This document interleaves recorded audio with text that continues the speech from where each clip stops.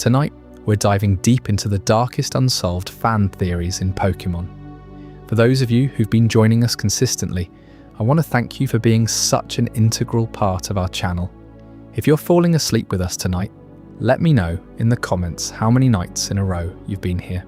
And if this is your first night, just comment day 1. Now let's get back to the video.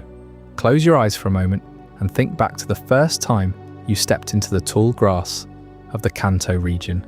Think of the vibrant colours, the upbeat music of Lavender Town, and the wide-eyed wonder of a world where 10-year-olds are given the keys to the kingdom and a monster for a best friend. For nearly 30 years, the world of Pokémon has been marketed as a bright, wholesome utopia of friendship and adventure. But if you look closer, past the saturated colours of the anime and the simple sprites of the Game Boy era, a much colder reality begins to take shape. Beneath the surface of this childhood fantasy lies a foundation built on war, biological nightmares, and the lingering spirits of the abandoned. We are told this is a world of harmony, yet every town we visit is shadowed by a cemetery, and every Pokédex entry we read hints at a predatory cycle that is as cruel as it is ancient. Tonight, we are going to peel back the layers of that nostalgia. We are going to step into the long, flickering shadows cast by the Lavender Tower and explore the darkest, most unsettling corners of Pokémon lore. These are the stories the professors don't tell you. These are the theories that turn a whimsical journey into a psychological thriller. We will investigate the true cost of the Great Pokémon War that left an entire generation of fathers missing from their homes. We will look into the eyes of the lonely Cubone and ask what truly lies beneath that skull mask, and why the evolutionary line seems to be a loop of perpetual grief. We will question the very nature of existence for creatures like Ditto and Mewtwo, birthed from the hubris of scientists who played God in a basement in Cinnabar Island, and left their failures to rot in the dark. The stakes of these mysteries go far beyond simple creepypasta or internet rumours. They change the way we perceive the entire franchise. If these theories hold weight, then the world of Pokémon isn't a playground. It is a post-apocalyptic landscape recovering from a global catastrophe. It is a world where children are sent out into the wilderness, not for a rite of passage, but because the adults are too broken or too few to protect them. It is a world where the monsters we catch and train are often the restless souls of the dead or the mutated results of human interference. When you realise that a Gengar might just be the shadow of a Clefairy stripped of its physical form, or that the legendary beasts of Johto might have started as common household pets consumed by fire, the light-hearted battles in the gyms take on a much more sombre tone. Why does this matter so deeply to us? Why do we return to these dark theories decades after we first picked up a controller? Perhaps it is because we've grown up, and as we've aged, we've realised that the world is rarely as simple as a type advantage chart. By exploring the darkness in Pokémon, we are reconciling our childhood memories with the complexities of the real world. We are searching for the truth in the gaps of the narrative, finding meaning in the silence of a character, like Red standing atop Mount, Silver, or the cryptic warnings of a war-torn veteran like Lieutenant Surge. We are looking for the ghosts in the machine, and tonight we are going to find them. We will journey through the abandoned mansions of Kanto, the haunted forests of Sinnoh, and the cold, digital voids where glitched entities reside. We will examine the evidence for the most famous theories, from the tragic coma of a boy who never grew up to the sinister origins of the very first pocket monsters. Some of these stories have been whispered in schoolyards since 1996, while others have only recently emerged from the deep lore of the latest generations. But they all share one thing in common. They suggest that the world of Pokémon is far more dangerous, far more tragic, and far more mysterious than we ever dared to imagine. As the lights dim and the world around you fades into the background, prepare yourself to look at your favourite childhood companions in a completely different light. The journey ahead is long, and the truths we uncover may be unsettling. But for those who are brave enough to look into the tall grass after dark, the rewards are a deeper understanding of a universe that has captivated us for a lifetime. This is not just a collection of scary stories, it is an autopsy of a digital world, a deep dive into the collective subconscious of a generation. So settle in, get comfortable, and let the soft glow of the screen be your only guide. We're about to enter the darkest chapters of the Pokémon mythos, where the line between friend and phantom is thinner than a Pokeball shell. The wind is howling through the tall grass, the fog is rolling in from the coast of Cinnabar, and the bells of the burned tower are tolling in the distance. The mystery is waiting. The truth is buried deep within the code and the canon, waiting for someone to dig it up. Let us begin the descent into the darkness. In the shadowed heart of Kanto, Lavender Town stands as a perpetual twilight, where the air hangs heavy with unspoken grief and the faint cries of the departed echo through pixelated fog. Back in 1996, when Pokémon Red and Green first slipped into Japanese Game Boys, players wandering into this forsaken place encountered music unlike anything else in the game. A piercing, otherworldly chime that burrowed into your ears like ice needles.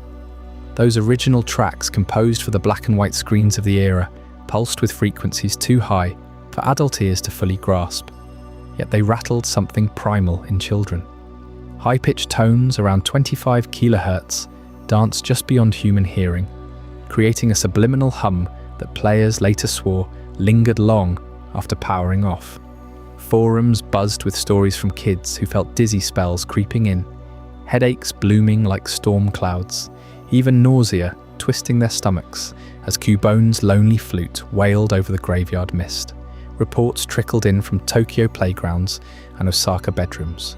Over 100 children, some said, bedridden after prolonged visits to Lavender Town, their Game Boys clutched like cursed talismans. You can almost hear it now, that relentless melody looping in the Pokémon Tower, where the spirits of fallen Pokémon refuse to rest. The tower itself looms 7 stories tall, a monolithic crypt crammed with graves marked by simple stones, each one whispering names of the dead. As you ascend those creaking stairs controlled by your nameless trainer, the ghosts materialize, not as friendly haunters but as glitched silhouettes blocking your path, their eyes hollow voids that stare right through the screen. Silence them with the sylph scope, and they reveal themselves, the skeletal forms of beasts who perished in battles, their essences trapped in limbo, forever mourning. Psychologists have pored over this since, all dissecting how the tower's design preys on young minds. The dim green glow of the Game Boy screen casts eerie shadows in a dark room, amplifying isolation as you navigate tight corridors filled with invisible foes. Heart rates spike with every random encounter, adrenaline flooding as ghastly phases through walls, its gaseous body coiling like smoke from a fresh grave. For some players, this wasn't just gameplay, it triggered real unease, a creeping dread that blurred the line between pixels and psyche. Studies on infrasound echo the claims. Low-frequency vibrations, akin to those in haunted house experiments, induce anxiety, paranoia, whispers of the uncanny valley where cute monsters twist into something spectral. And then there's the tower's pinnacle, where Mr. Fuji's diary unveils the horror, a tale of a young boy who buried his mother alive by mistake, her hand bursting from the soil in eternal claw. You read it in hushed text, the words crawling across the screen. It was a simple misunderstanding, but now she's reaching out forever. The ghosts below, not random, they're echoes of that tragedy, restless Pokémon drawn to human sorrow, their cries harmonizing with the boy's eternal wail. Players felt it viscerally, sleep evading them as they replayed the ascent, wondering if their own Pokémon were truly safe in their balls. But the darkest thread weaves through the game's very code, an urban legend that refuses to die, the buried alive model. hidden deep in the data of those 1996 cartridges. Rumour has it a forgotten sprite lurks, a contorted figure, half buried, hand outstretched in desperate plea. Trigger it wrong, they said, by glitching through the tower's floors or inputting forbidden sequences at midnight. And it appears, pale skin stretched over bones, mouth agape in silent scream, eyes bulging with soil-clogged terror. Japanese players swapped tales on early internet boards, claiming it crashed games, haunted save files, even whispered through speakers when isolated. Skeptics hunted for proof, ripping apart ROMs with hex editors, but fragments surfaced, unused graphics of grasping limbs, audio clips warped into guttural moans. Was it a scrapped Marowak model, twisted by overworked developers into something nightmarish? Or a deliberate Easter egg, nodding to real folklore of Oyaji Gyaku, the vengeful buried? Whatever the truth, it fueled the syndrome's fire, turning Lavender Town into ground zero for Pokemon's unspoken darkness, where the line between legend and glitch dissolves. Those frequencies still hum in remakes, softened for safety, but the original red and green carts fetch fortunes on auction sites. Collectors chasing that forbidden thrill.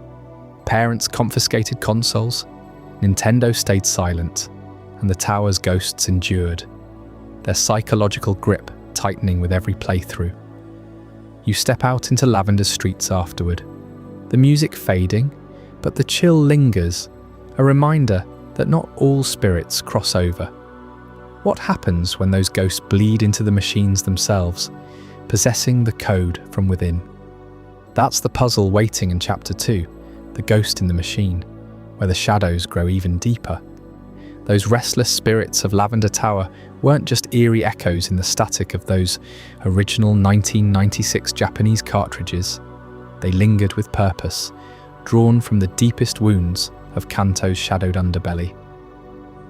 At the heart of that forsaken spire stood a ghost unlike any other, a fierce Marowak, her bone club clutched eternally in translucent claws, forever patrolling the floors where Team Rocket had spilled her blood.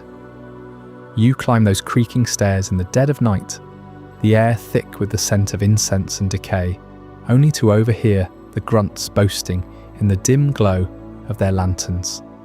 They laugh about it casually, like swatting a Pidgey from the sky. That mother Marowak, they say, the one guarding Cubone's hideout, she wouldn't back down. Clad in her own armoured skull, wielding that massive bone club with a fury born of protection, she charged them headlong. But numbers overwhelmed her. Rockets with their Raticate and Zubat swarms, poisoned fangs and razor leaves, tearing through bone and hide until she crumpled, lifeless, on the cold stone. No mercy for a Pokemon standing between them and their prize. Her spirit refused to fade. When you reach the Mother Ghost upstairs, there's no battle, just a standoff, her hollow eye sockets fixed on you, club raised in warning. She bars the path, a spectral sentinel ensuring no further harm comes to her orphaned young. In the remakes like Fire Red and Leaf Green, you learn the full tragedy. This Marowak was protecting her baby Cubone from the rocket scourge invading Lavender Town. They murdered her outright, leaving the child to wail alone amid the graves. And in Let's Go Pikachu and Eevee, it crystallizes, a poignant cutscene where her ghost materializes not to fight, but to shield you, the trainer, from the same thugs, as if entrusting her vigil to a worthy successor. But peel back the pixels, and the horror deepens into something biologically grotesque. Cubone, the lonely Pokemon, emerges from its egg already donning that iconic skull helmet, a macabre mask fused to its head from the moment of birth. Pokédex entries across generations hammer it home. It wears the skull of its deceased mother, cries tears that seep through the bone because it misses her warmth so desperately. In gold and silver, they specify it's a Marowak skull, cracked and weathered from endless mourning. Ruby and Sapphire add that it refuses to remove it, wandering graves at night, and weeping rivers that nourish the earth. How does that even work? A hatchling Cubone, slick with egg fluid, blinking into the world, already wearing a full-grown Marowak skull that perfectly encases its tiny frame. The proportions defy nature. Marowak stands over 3 feet tall, her skull a hefty dome of reinforced bone, evolved for clubbing predators and shielding her young. A newborn couldn't inherit it intact. It would shatter or smother under the weight. Fan theorists latch onto this impossibility, proposing a vicious cycle.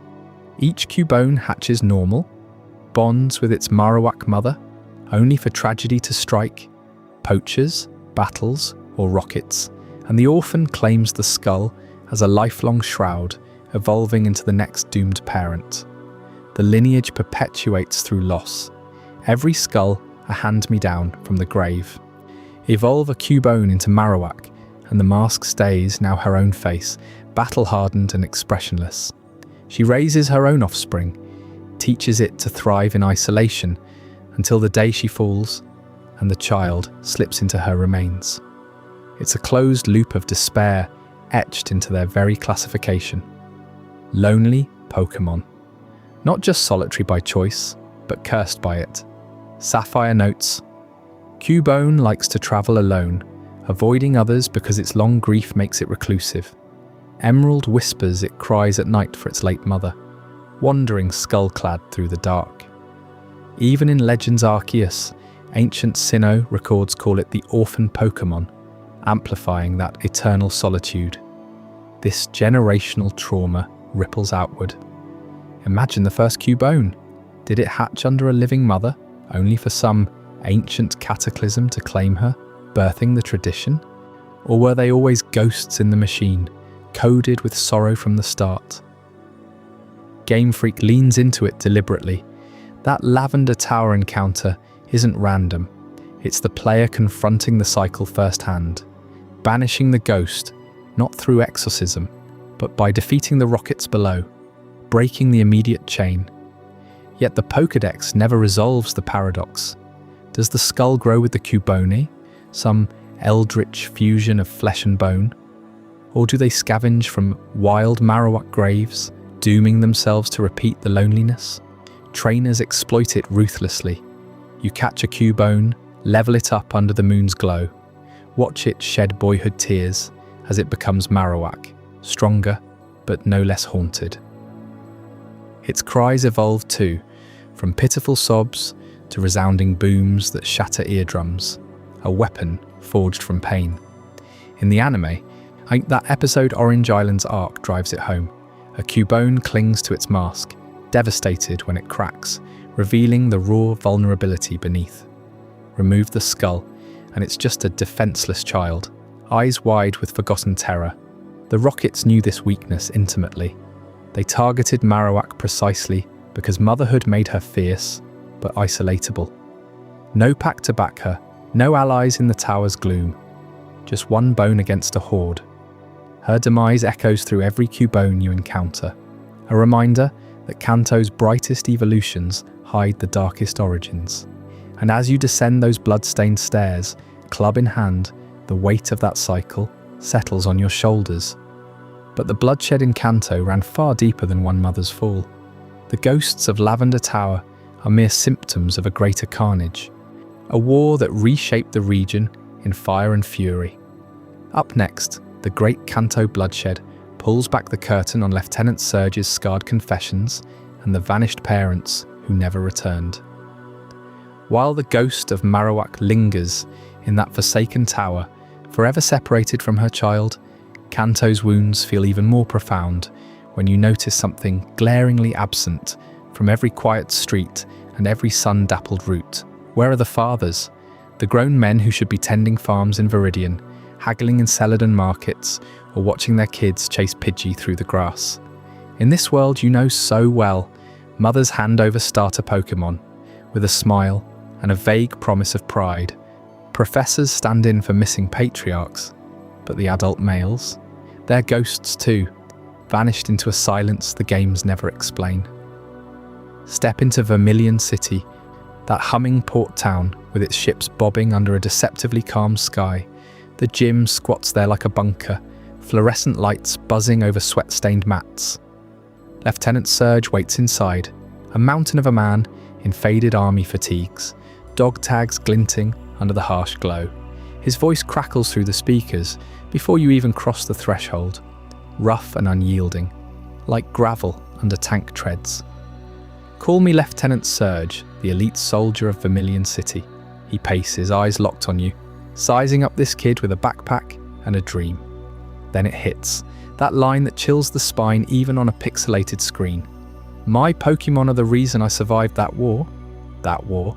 He doesn't name it, doesn't need to. It hangs in the air, thick as the ozone from his Raichu. Surge shouts his attacks like orders from the front lines. Shockwave attack! Ward calls and taunts you with the cold certainty of a veteran who's seen friends vaporized. You won't last long in combat. Picture him there, not just a gym leader but a survivor, his electric types crackling with the fury of battles long buried. Jolteon, Voltorb, those Pokemon didn't just fight for badges. They dragged him from the mud, shocked enemies into oblivion when human weapons failed. What kind of war leaves a man like this, barking at children in a gym that reeks of gun oil and regret? Kanto doesn't forget. Look closer at the landscape you've traversed 1,000 times. Professor Oak, that kindly old scientist in Pallet Town, sends you off alone.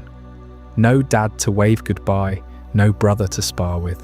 Your rival Blue sneers from the shadow of his own unexplained solitude. Gym guides whisper hints, but where's the father who taught them? In Saffron, the copycat girl mimics everyone, but mentions no family man. Even the Elite Four, Mewtwo's creator, the Dragon Master, they're isolated titans, products of something that stripped away the ordinary bonds. The Pokédex itself hints at it, entries laced with violence. Far-fetched hunted to near extinction, execute clusters born from shattered dreams of unity. And Lavender Tower? Not just ghosts of Pokemon, but echoes of a human toll too vast to tally. This isn't coincidence. Fans have pieced it together for decades, staring at those empty doorways and dog tags. Kanto is no pristine paradise. It's a graveyard rebuilding itself, brick by bloodied brick, after the great Kanto bloodshed. A cataclysmic war between humans and Pokemon, raging before Red ever woke to that fateful phone call from Oak. Imagine the skies black with Charizard firestorms, the earth split by onyx burrows turned to trenches. Humans armed with rifles and desperation clashed against hordes driven mad by trainers who pushed too far. Lieutenant, Surge's electrics lit the night, saving him from a Pidgeot dive bomb or a Gyarados tidal surge. Cities like Vermilion became fortresses, Cinnabar, a lab racing to clone weapons from Mew's genes. Victory came, but at what cost? Fields left fallow, men enlisted and never returned, leaving boys to inherit badges and a fractured world. The evidence mounts like storm clouds over Route 8. Red's journey starts with no father figure. Oak steps in because someone's gone. Blue's grandfather is the professor, but his own dad, missing, presumed Ash. Even Team Rocket, those grunts in black, they're orphans of the conflict, scavenging in the ruins of human hubris. Giovanni lounges in his Sylph-Cumber throne, but his empire reeks of wartime profiteering. Pokemon poached from wild packs shattered by battle. And the badges themselves, symbols of control, forged in an era when taming beasts meant survival, not sport. Dig deeper into Surge's words, replay that battle in your mind. His Pikachu surges forward, cheeks sparking with memories of lightning strikes on enemy lines. Admit defeat already, he bellows. But it's not bluster, it's trauma etched into code. Japanese versions amp the grit. Surge's lines sharper, evoking Vietnam-era phantoms for 96 players. English localization softened it, but the core pierces through. He survived because Pokemon turned the tide. What horrors made beasts his brothers in arms? Theories swirl of human armies deploying legendaries, Articuno blizzards, freezing regiments, Zapdos storms blacking out bases, Kanto's routes, dotted with abandoned bikes and lonely ledges. In our scars, overgrown battlefields, where muck sludge still poisons the soil from chemical Pokemon fallout. The absence gnaws at you, doesn't it? Every NPC, a widow or a child prodigy. Bill, the inventor hiding in a cave, transformed himself to escape the draft. The SS Anne, that luxury liner, a ghost ship of elite officers lost at sea to crabby swarms gone feral. Rebuilding means kids like you, handed a Pokeball and told to conquer, for the greater good, to prove Harmony's possible post-bloodshed. But Harmony's fragile. Mewtwo's birth in that Cinnabar mansion. Not whimsy, but wartime desperation, cloning soldiers from ancient DNA. This theory binds Kanto's loose threads into a tapestry of quiet devastation. Lavender's spirits, war dead refusing to rest. Cubone's skull, orphan of a Pokémon conscripted and slain. A surge stands as the last voice of that era, electric heartbeat in a world pretending the thunder's past. Yet echoes rumble on, in every empty pallet home, every gym leader's haunted gaze. As we trace these fading battle lines, the shadows shift toward a single boy's endless dream, one that might explain it all as nightmare fuel. Stay with me for Chapter 4, The Coma Theory. Part 1. The Spearow Incident, where a flock of furious birds crashes into reality like nothing you've heard. In the shadow of that great Kanto bloodshed, where Lieutenant Surge clings to his electric saviors and fathers fade like ghosts from the generation, one landscape, a 10-year-old boy from Pallet Town, grabs his backpack and charges into the unknown, utterly alone, no guiding hand to warn him of the horrors ahead. That boy is Ash Ketchum, and his story begins not with triumph, but with a storm that reshapes everything. Picture the very first episode of the Pokémon anime, aired in Japan back in 1997, as the sun sets on a deceptively peaceful Viridian City route. Ash, fresh from Professor Oak's lab with Pikachu sparking defiantly on his shoulder, stumbles into a massive flock of Spearow, hundreds of them, wings blotting out the sky like an angry thunderhead. It's no ordinary bird attack. These Spearow are enraged, dive-bombing with razor-sharp beaks and talons, drawn by Pikachu's earlier Thundershock that fried one of their own. Ash runs, Pikachu barely keeping up, until desperation forces him onto a rickety wooden bridge over a raging river. The rain pounds down, turning the world into a blur of grey and fury. Lightning cracks the sky, illuminating Ash's wide-eyed terror as the Spearow swarm closes in. Then it happens. The bolt. Not a glancing strike, but a colossal pillar of electricity, pure white-hot plasma, slamming straight into Ash with enough force to incinerate a grown man. His body convulses, silhouetted against the flash, Pikachu leaping clear just in time. The screen whites out. Ash collapses, charred and motionless, as the flock scatters into the night. But here's where the dream unravels.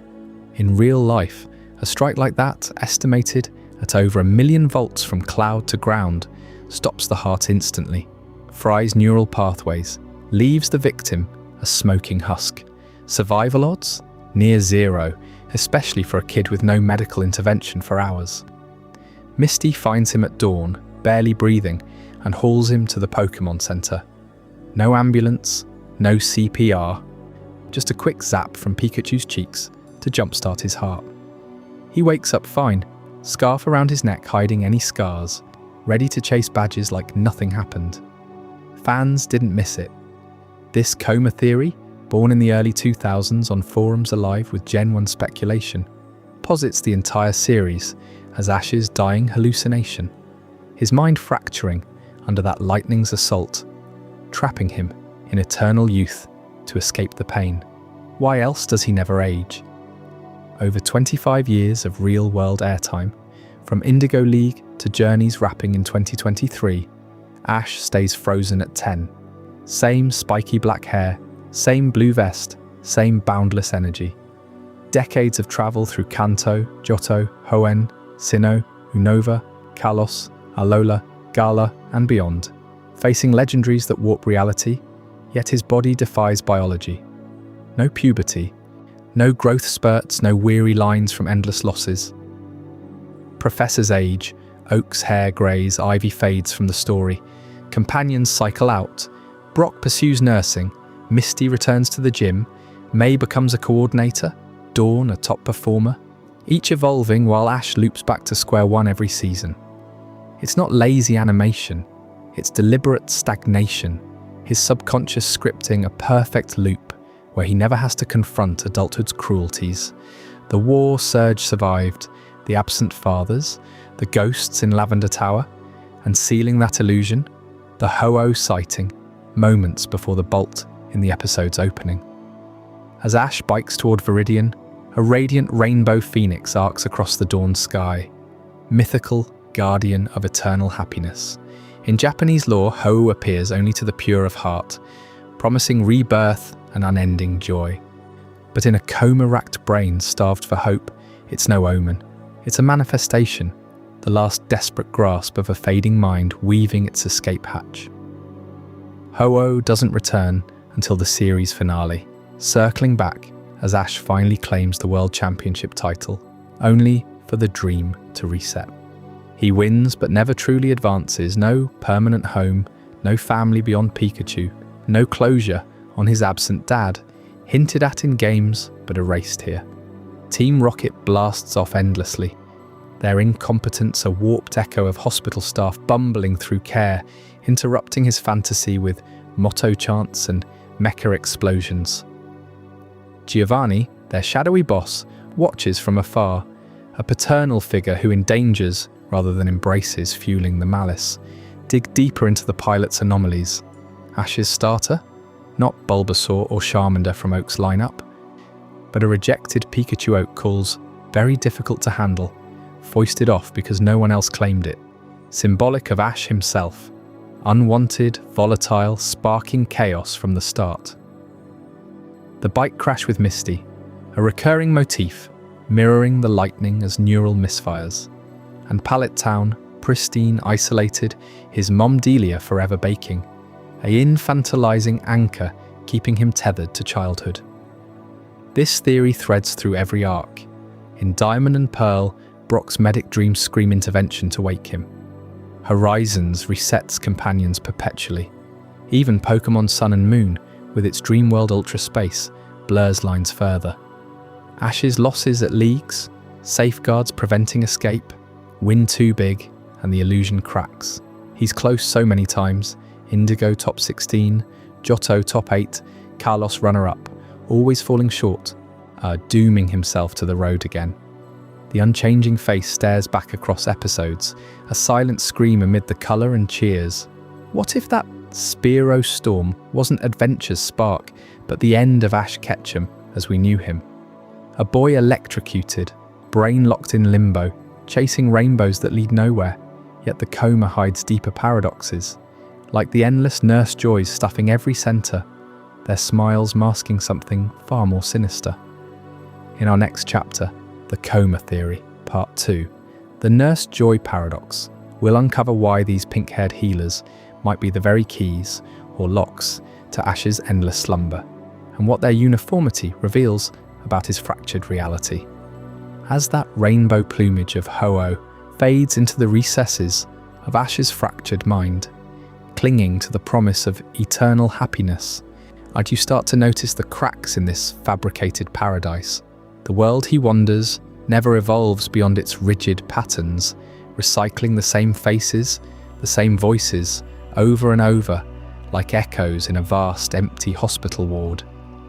Take Nurse Joy, for instance, those perpetually smiling women with their identical pink hair, coiled just so, their crisp, white uniforms, starched to perfection, stationed at every Pokémon Center, from Pallet Town to the farthest reaches of Sinnoh.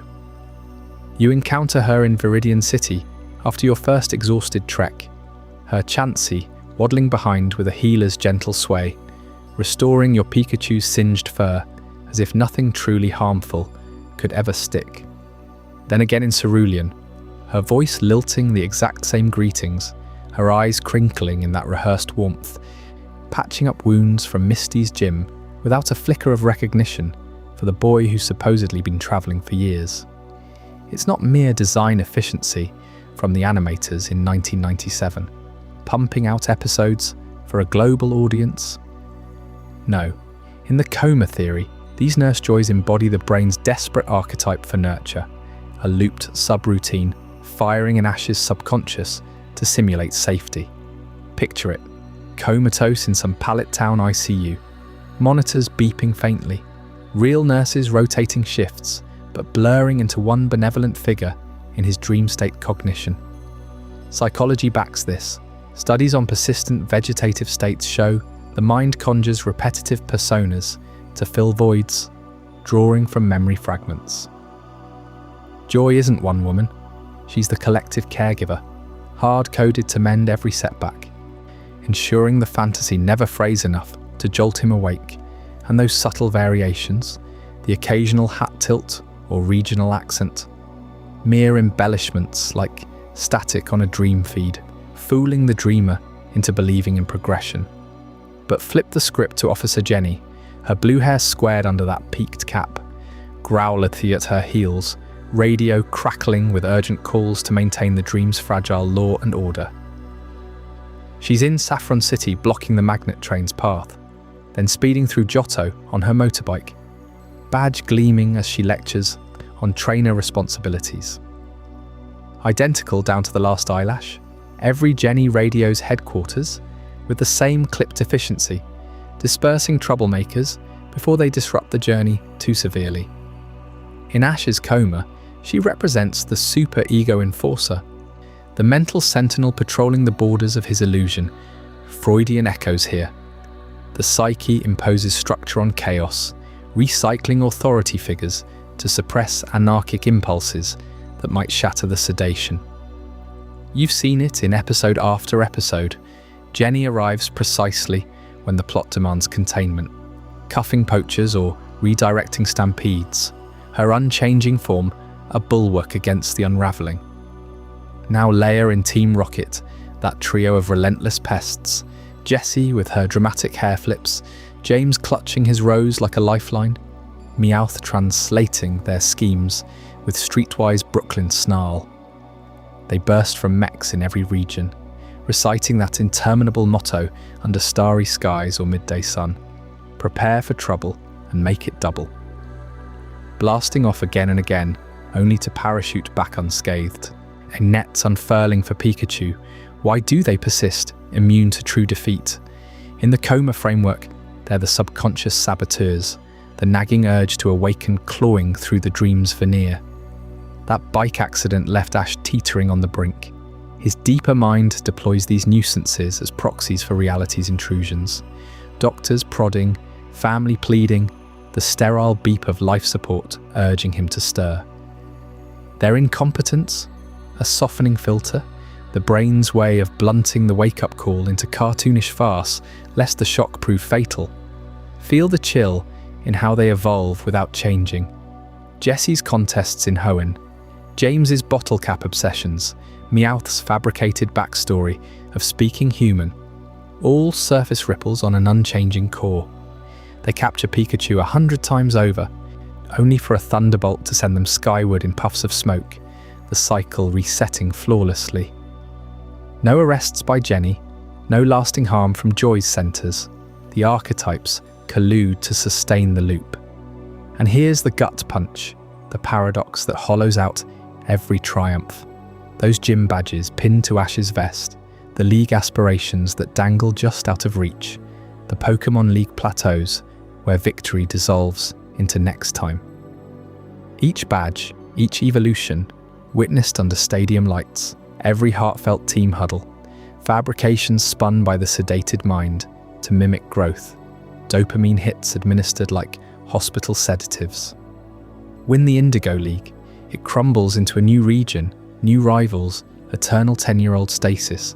The brain hoards these illusions, terrified of the void beyond, trapping him in rainbow-tinted limbo where progress is the cruelest lie. Ponder the anime's own breadcrumbs. Brock's perennial doctor dreams in diamond and pearl, shadowing Ash like a neurologist charting recovery. Misty's water Pokémon echoing the fluid drip of IVs, even Professor Oak's endless Pokédex updates, cataloguing a menagerie that never ages.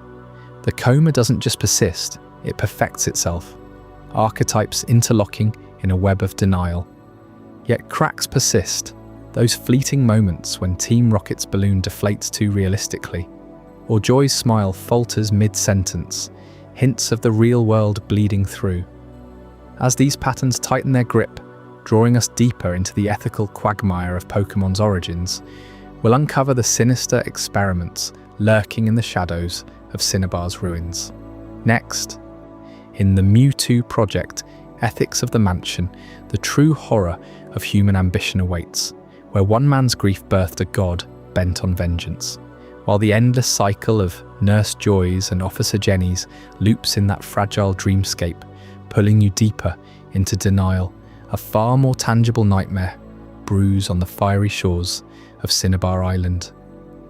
There, amid the smouldering husk of Pokemon Mansion, lie the remnants of a project that dared to play God with life itself.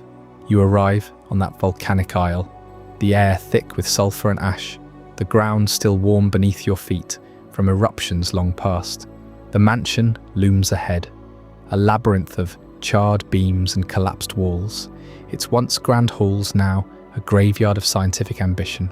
Poke around the debris and you'll uncover them, those brittle, half-burned journals, their pages curled like dying leaves, ink blurred by flame, but defiant in revelation. Entry after entry details a frenzy of experiments, codenamed the Mewtwo Project, where scientists chase the essence of creation in sterile labs hidden beneath the island's crust. One journal grips you first, dated years before your journey begins. It speaks of a breakthrough with a fossilized specimen, a glimpse of ancient DNA unlocked through relentless splicing. But the real horror seeps from the margins, frantic scrawls about the embryo's instability and anomalous psychic surges that shattered glass and bent steel. These weren't mere Pokemon bred for battle. They were abominations stitched from the mythical Mew, amplified into something godlike, then discarded when they withered. Deeper in, the name that haunts every page, Mr. Fuji. You might remember him as the kindly elder in Lavender Tower, the one who entrusted you with the sapphire pendant to soothe restless spirits. But peel back that veil of benevolence, and you find a man consumed by shadows far darker than any ghost. Decades ago, Fuji wasn't just a researcher. He was a visionary twisted by grief, a geneticist whose hands trembled, not from age, but from the ghost of his own granddaughter, lost to a wasting illness. Driven mad by loss, Fuji poured his soul into resurrection. Not through prayers or ancient rites, but cold precision. Gene sequences humming through the night, vats bubbling with replicated cells. He cloned her first, a perfect copy down to the freckle on her cheek, infused with the transformative powers of Mew to grant immortality. And the journals capture his ecstasy in those early trials. She stirs, her eyes open just as I remember, but then the screams, the clone convulsed psychic energy erupting like a storm, reducing the lab to ruin. Eye's vessel rejected life, her body a prison for something incomplete. Fuji didn't stop. He refined, iterated, scaling his obsession to Mew itself. The pinnacle was Mewtwo, born not of nature's whim, but from needles and electrodes in the mansion's bowels. You can almost hear the echoes in those burnt pages, the whir of centrifuges, the agonized roars muffled by reinforced walls, the scientists fleeing as the creature awakened, its mind a vortex of rage at its own unnatural birth. Giovanni, the Team Rocket overlord shadowing your every step, funded it all, hungry for a weapon to shatter the world. Yet here's the abyss that stares back. In a universe where souls linger, proven by the wailing ghosts of Lavender Tower and the unyielding spirit of Marowak, what does cloning truly birth? These journals force you to confront it, a body without a soul, a hollow echo wandering the ether. Mewtwo rampages not just from power, but from existential torment, sensing its own void where a spirit should blaze. Every Ditto you encounter slinking through these ruins, every failed embryo flushed into obscurity, screams the same truth. Resurrection isn't life renewed, it's desecration, trapping form without essence in perpetual unrest. Fuji's final entry chills the blood, smeared as if written in haste amid flames. They live, but do they? The eyes were empty. We have stolen from the gods. The mansion burned that night. Perhaps Mewtwo's parting fury. Sealing the labs in ash, Fuji retreated to his tower perch, forever changed, dispensing trinkets to trainers like you, while ghosts of his sins whisper in the wind. And those failures littering the shadows? The shape-shifting rejects, pulsing with unstable pink flesh. They'll lead us straight into Chapter 7.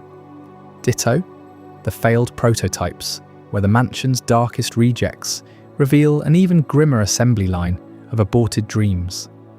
Those scorched journals from Pokémon Mansion don't end with Mewtwo's triumphant awakening. They trail off into frantic scrawls about endless iterations, vats overflowing with unstable pink sludge that wouldn't stabilize, wouldn't obey. Mr. Fuji chased resurrection through Mew's DNA, but for every perfect psychic powerhouse like Mewtwo, there were legions of rejects, shapeless, mindless echoes dumped into the wild to fend for themselves. Look at where they linger, even now. In the original Kanto games, Ditto clusters appear in the shadowed corners of Pokémon Mansion itself, right there on Cinnabar Island amid the lab's ruins.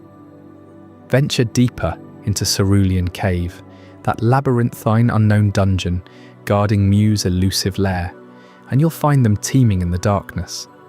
It's no coincidence. These aren't random wild encounters. They're the lab's living trash seeping out from the very sites of Fuji's experiments. The cave's twisting tunnels, choked with mist and echoing drips, hide not just Mew's myth, but a horde of these gelatinous wanderers, spawned from the same forbidden serum that birthed Mewtwo. And what are they really? Peel back the cheerful facade, and Ditto stares back as Mew's broken mirror image.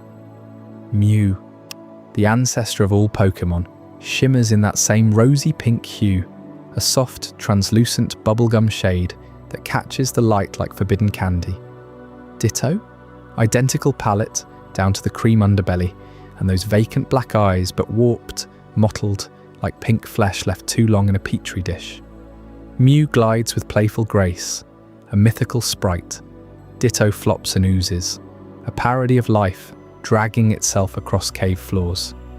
Their powers seal the connection. Mew masters transform at will, seamlessly becoming any Pokémon it desires, copying moves, forms, even cries with effortless perfection. Ditto apes this gift, but clumsily. It shifts into your party members mid-battle, mimicking stats and abilities, yet always faltering at the end, reverting to its pitiful blob state. Yeah, it's as if the gene sequence copied Mew's versatility, but corrupted the execution, leaving a creature that can only pretend at being whole. Now compare the bones beneath. Mew boasts flawless base stats, 100 across the board. Hit points, attack, defense, special attack, special defense, speed. 100 perfect points, the genetic pinnacle, balancing offense, endurance, and agility into godlike harmony. Ditto, 48 in every category. 48 pathetic, uniform specs, half of Mew's potential, rounded down to mediocrity. Not a single stat escapes the failure. It's symmetry born of collapse, not excellence, like peering into a cracked microscope slide, where the divine blueprint's smeared into sludge. This isn't mere coincidence in design. Fan theorists latched onto these parallels from the start, piecing together the horror of mass production. Fuji's lab, fueled by Giovanni's rocket funding, didn't stop at one Mewtwo. The journals hint at industrial-scale cloning, vats churning out thousands, millions, billions of attempts to replicate Mew's DNA. Success demanded purity. Mewtwo emerged as the golden child. But the failures? Unviable embryos that somehow lived, twitching masses of sentient goo too deformed for Rocket's army, too aware to euthanize cleanly. They were flushed out like toxic waste, billions of them, you have to imagine, pink rivulets pouring from Cinnabar's vents into the sea, washing up in Cerulean Cave, infiltrating the mansion's cellars. Sentient, yes. Ditto's beady eyes track you with dim intelligence. It flees or fights with survival instinct, but broken beyond repair. No evolutions, no families, no purpose beyond mimicking what it can never be. Roaming the wilds eternally, breeding in secret to perpetuate their curse. A diaspora of lab rejects, haunting Kanto's fringes. Picture the nights after the fire. Alarms silenced, mansion smouldering. Fuji vanished into grief or hiding. Rocket grunts, shoving barrels of writhing pink ooze into the underbrush, muttering about containment breach. Those prototypes don't die, they adapt, barely. In later games, Dittos scatter worldwide, but Kanto remains their cradle of origin, densest populations hugging the Mewtwo sites. Even in Pokémon Yellow, they ambush near the lab's shadow, as if drawn back by genetic memory. It's poetic cruelty, isn't it? Mew, the playful progenitor, untouched by hubris. Mewtwo, the vengeful success storming the world in rage. And Ditto, the sludge, the afterbirth, sloshing through caves with a hollow transform that fools no one. Billions of tiny tragedies, each one a what-if of science unbound, left to rot underfoot while trainers capture them as novelties. Yet that mimicry hides deeper dread. What if a Ditto transforms into you? Not just a Pokémon, but a human shell, pink flesh stretching over bones it never had. Some whisper that's why they cluster near Mew's cave, seeking the original code to fix themselves, devolving further into feral hunger. The wilds teem with these ghosts of ambition, a warning etched in every jiggle and shift. As we sift through these remnants of failed resurrection, another shadow stirs in the lore, one that dances with light in the most unsettling ways. In the next chapter, the shadow and the fairy will uncover how ancient rivals might be two halves of a single, a haunted soul. While the echoes of those failed Mew clones still linger in the shadowed corners of Cinnabar Island's ruins, another enigma from the earliest days of Pokémon lore pulls us deeper into the veil between life and death. Have you ever noticed how Gengar's grinning silhouette, that mischievous purple haze with its spiked ears and rounded belly, mirrors the dainty curves of Clefairy's body almost perfectly? It's no coincidence.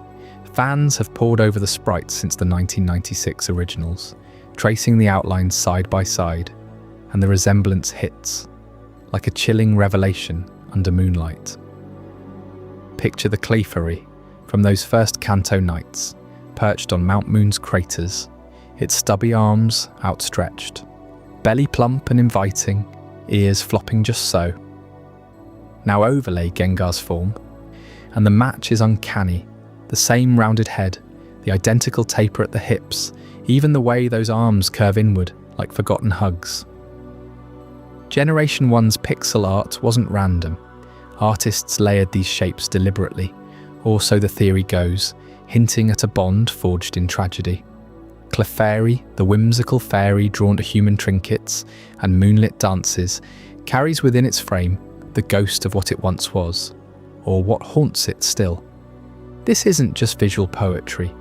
Delve into the type chart, that ancient rulebook of Pokémon battles, and the truth sharpens.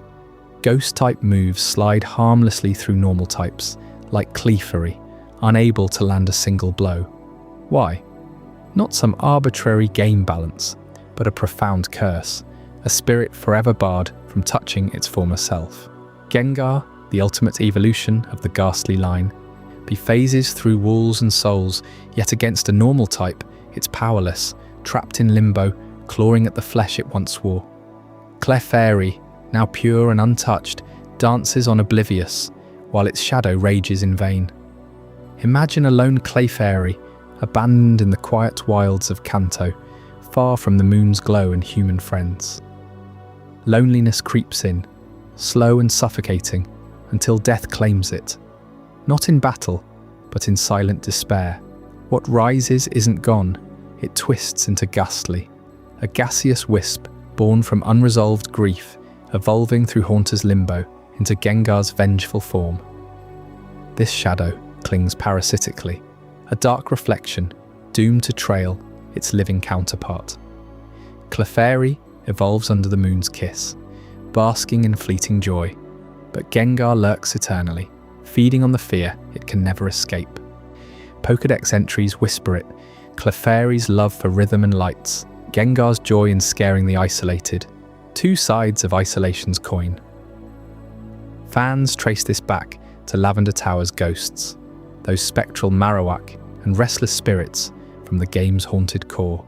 Gengar doesn't just haunt humans, it's locked in self-haunting, explaining why ghost moves falter against normals. They're striking at their own lost innocence, fingers passing through like smoke through skin. Clefairy's fairy typing in later generations only deepens the rift, adding immunity to Dragon's wrath. But the core immunity persists, no touching the past. Battles between them become theatre, Gengar leers, Clefairy metrons away unscathed, a perpetual reminder of what was shed. This parasitic dance explains Gengar's poison edge too, and that lingering toxicity from decay's first breath. A Clefairy dies alone, body bloating in hidden caves, spirit curdling into venomous gas. It doesn't possess others, it embodies the void left behind, grinning wider with every failed swipe. Anime glimpses fuel it. Early episodes show Clefairy coveting human baubles, much like Gengar's prankster Gleam, both craving connection denied. Mount Moon's fossils and Clefairy nests sit perilously close to ghost-type haunts, as if the Earth itself remembers the split. Layer in the evolutions. Clefairy from Cleffa, a baby star fallen to Earth, lonely until bonded. Gengar from Haunter, needing a trade, a human pact, to fully manifest, mirroring how Clefairy seeks trainers for its moonstone glow-up. Without that bond, both stagnate in isolation's grip. The theory threads through remakes too. In Let's Go Pikachu and Eevee from 2018, Clefairy's animations echo Gengar's idle sway, a subtle nod from Game Freak, teasing without confirming. What chills deepest is the implication for every Gengar you command. Is it truly yours, or a borrowed curse, forever repelled by the normal types in your party? Clefairy's serene songs mock it, a lullaby for the living shadow. Loneliness doesn't end in death, it evolves, hungry and intangible. But shadows aren't the only forsaken souls seeking retribution. Up next in Chapter 9, The Discarded Doll's Revenge, we uncover a haunted plaything's vengeful path, one that might make you check under your bed for more than dust bunnies. Before we dive deeper into this incredible journey, I'm curious, where in the world are you watching this from? Drop a comment below and let our global community know. And if you're finding this as mind-blowing as I am, hit that like button to help more people discover this story. What if the toys we discard, the ones gathering dust in attics or rotting in landfills, could feel every ounce of that rejection? Just as Gengar drifts eternally, unable to grasp its shadowed origins in Clefairy, some Pokémon emerge not from eggs or wild births, but from the raw agony of being left behind, plush fabric tearing under the weight of a child's indifference, stuffing spilling like spilled tears. Burnett's story begins in the quiet corners of a child's bedroom, where a soft doll sits propped against pillows, its stitched smile beaming with unwavering loyalty. This wasn't just any toy, it was a companion through scraped knees and bedtime fears, in eyes buttoned bright with promise.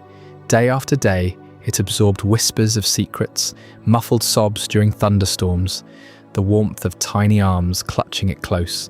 But children grow, distractions pull them away. New games, new friends, and one careless afternoon, that doll finds itself hurled into a trash bin, zipper mouth gaping in silent betrayal. Buried under banana peels and crumpled homework, the doll doesn't fade. No, hatred festers there, slow and poisonous, seeping into every frayed seam. Pokédex entries whisper the truth. Burnett rises from these discarded shells, its body inflating with vengeful spirit. yellow eyes glowing like embers in the dark. It haunts the night, seeking the one who cast it aside, cursing them with nightmares of endless falling, of being unwanted forever. Imagine the first twitch, a limp arm jerking upright in the dump, threads pulling taut as rage gives it form. Shuppet, its pre-evolved shadow self, floats first, drawn to sorrow like a moth to flame. But Bennett, that's pure distilled spite, a marionette puppet master pulling strings on the living world. This isn't mere folklore spun from creepy Pokédex flavor text. In the Hoenn region's shadowed underbelly, during the Pokémon Advanced anime arc, around 2003, we witness it unfold in real time, or as real as any Pokémon tale gets. A crumbling mansion looms on the outskirts, vines choking its walls, windows like empty sockets staring into the fog. Young Max, the pint-sized tag-along brother to May, wanders inside alone, his family off chasing badges without him. He's always the outsider, the kid too young for the trainer life, watching his sister and Ash bond over battles while he sits sidelined, a living echo of abandonment. Dust motes dance in faint moonlight as Max creeps through halls lined with faded portraits, their eyes following him.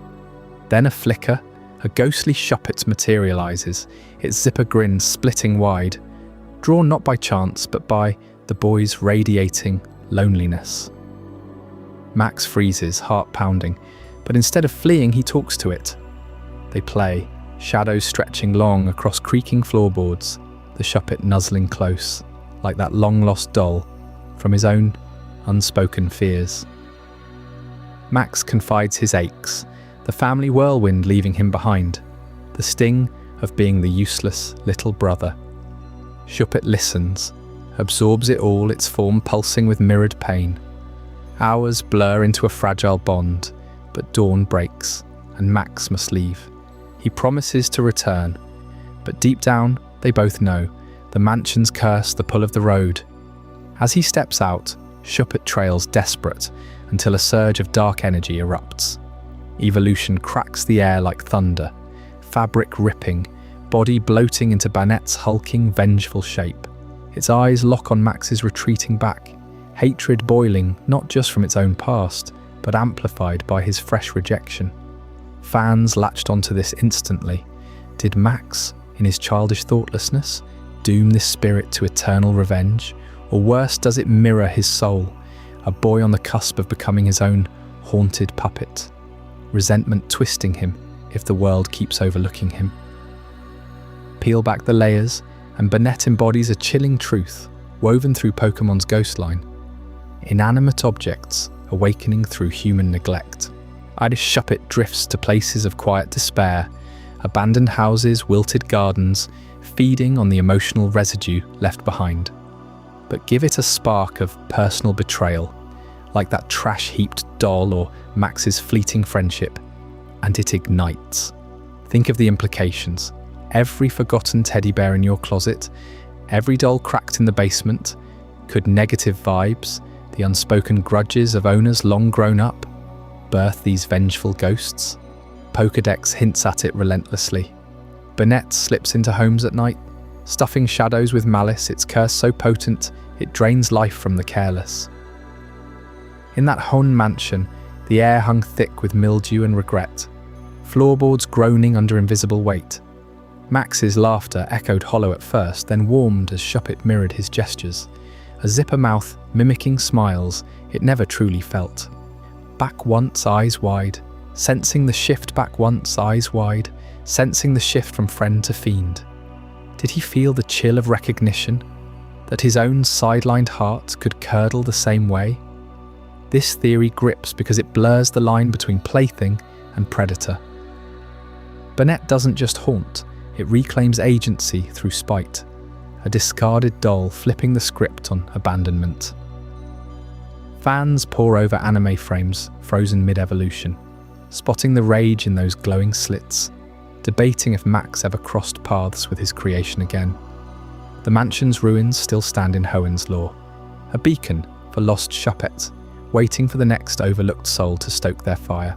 Yeah, and as these spirits rise from our emotional trash heaps, one can't help but wonder what darker appetites lurk in the hearts of trainers, what sacred bonds we break when hunger overrides loyalty. Next, we uncover the consumption of the sacred, where the line between companion and supper dissolves into something truly horrifying.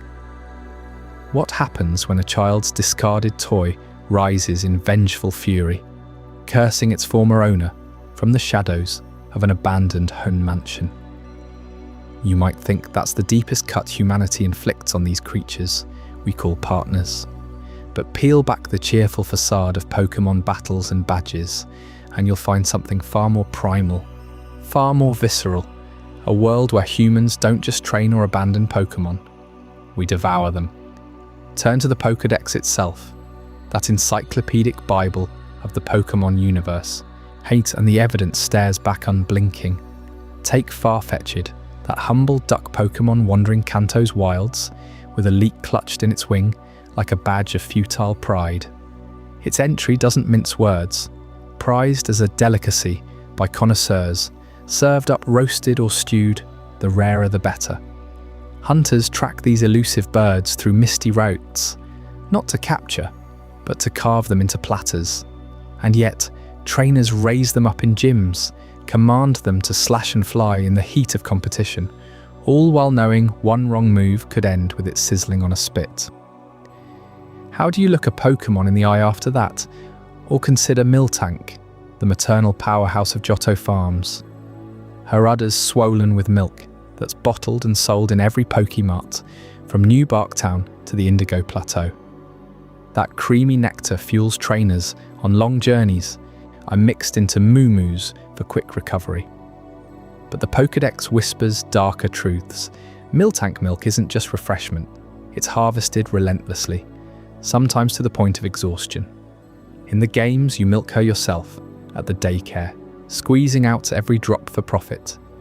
Imagine the fields of those facilities dotted with these cow-like beasts lowing softly under the stars. Their bodies a resource as much as their strength. Trainers bond with Miltank in battles. Feel the rush of her roll out crushing foes, then casually drain her essence without a second thought. Partnership or predation dressed in pastoral innocence. The list unfurls like a grim menu. Goldeen and Magikarp thrash in rivers, hooked by fishermen not for teams, but for the frying pan, their scales glistening under lantern light as they're gutted fresh. Mook, that oozing sludge born from polluted sewers, gets hinted at as a byproduct of urban waste, perhaps even processed into dubious street foods in back alleys. And don't overlook the berries. Peanap, Oran, even those exotic lum fruits, often described as plucked from Pokémon habitats, but some entries imply they're cultivated on the backs of grazing herds, trampled into the soil by hooves that could belong to dinner tomorrow. The Pokédex paints a pantry stocked with the fruits of these bonds, where every Pokéball hides a potential entree. But nothing embodies this sacred consumption, quite like the Slowpoke tale. In Johto's Lavender Town, yes, that same haunted tower of ghosts and grief, you'll find whispers of a trade that thrives in shadows. Slowpoke, those dopey pink-headed hermits meditating eternally by the shores of Route 12. I even have tales that regenerate every few weeks. The Pokédex spells it out cold. These appendages fetch astronomical prices, over $1 million Pokédollars apiece on the black market. Why? Because they're a delicacy beyond compare. Tender, flavourful, rejuvenating when cooked just right. Chefs in Goldenrod City's underbelly slice them fresh, serving to elite clientele who savour the forbidden tang. Picture the operation. Poachers slip into Slowpoke Well, under moonless skies, nets and blades at the ready. They sever the tails with surgical precision, leaving the Pokémon to yawn indifferently as new growth begins. No death, no mercy killing, just endless harvest. The Slowpoke don't fight back. They barely notice, lost in their trance-like stupor. But regenerative or not, each cut is mutilation, a violation of flesh that pulses with psychic energy. Or Team Rocket tried to monopolize it once, dynamiting the well to flood out the supply and drive prices sky high. Even they knew the value. Tails smuggled in ice-packed crates, traded in hidden saffron basements or olivine ports, fueling a criminal economy that rivals rare candy rings. You can buy one legally, too, if you're flush with cash. In the games, a shady vendor in the Celadon department store offers slowpoke tails for healing, no questions asked, but peel away the pixels and it's a window into commodification. These aren't wild beasts. Slowpoke evolve into Slowbro and Slowking, loyal partners who could telekinetically hurl boulders or command seas. Trainers catch the young ones, nurture them through evolutions, then what? Do they turn a blind eye when the tail trade tempts? Or worse, participate, clipping their own Pokemon's extremities for a quick buck? This dissonance echoes through every region. In Sinnoh, we grind apricorns into Pokeballs while eyeing the wildlife. Unova's plasma movement preaches liberation, yet their own lore nods to historical feasts where Pokemon flesh sustained human wars. Even Kalos, with its elegant Kalos cuisine, hints at Pokemon-derived dishes in side quests. Ash and his crew chow down on festival foods in the anime. Skewers and soups that look suspiciously like Magikarp Phyllis, never questioning the source. Pikachu zaps foes by day, naps on shoulders by night, oblivious to the markets, where its evolutionary cousins might end up battered and fried. How does a world square this circle? Pokemon centers heal wounds from brutal battles. Nurse Joy coos over every fainted fighter, yet the same society slaughters for sport and supper.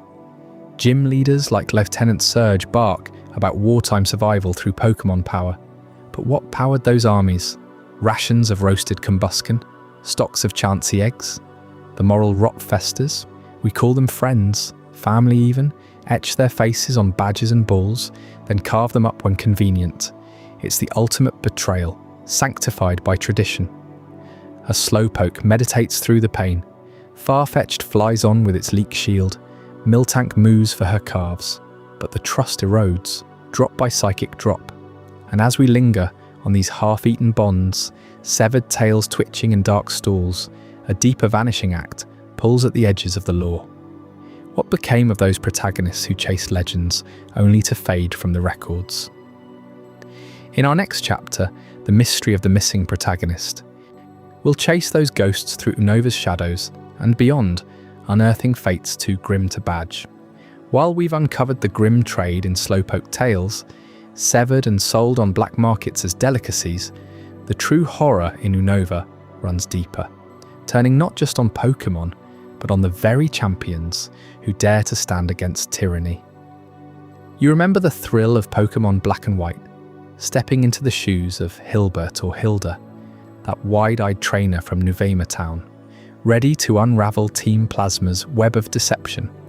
Your journey took you across a region painted in stark black and white contrasts, from the bustling streets of Castelia City to the shadowed halls of En's Castle, where ideals clashed like Hydreigon fangs. But what happens after the credits roll?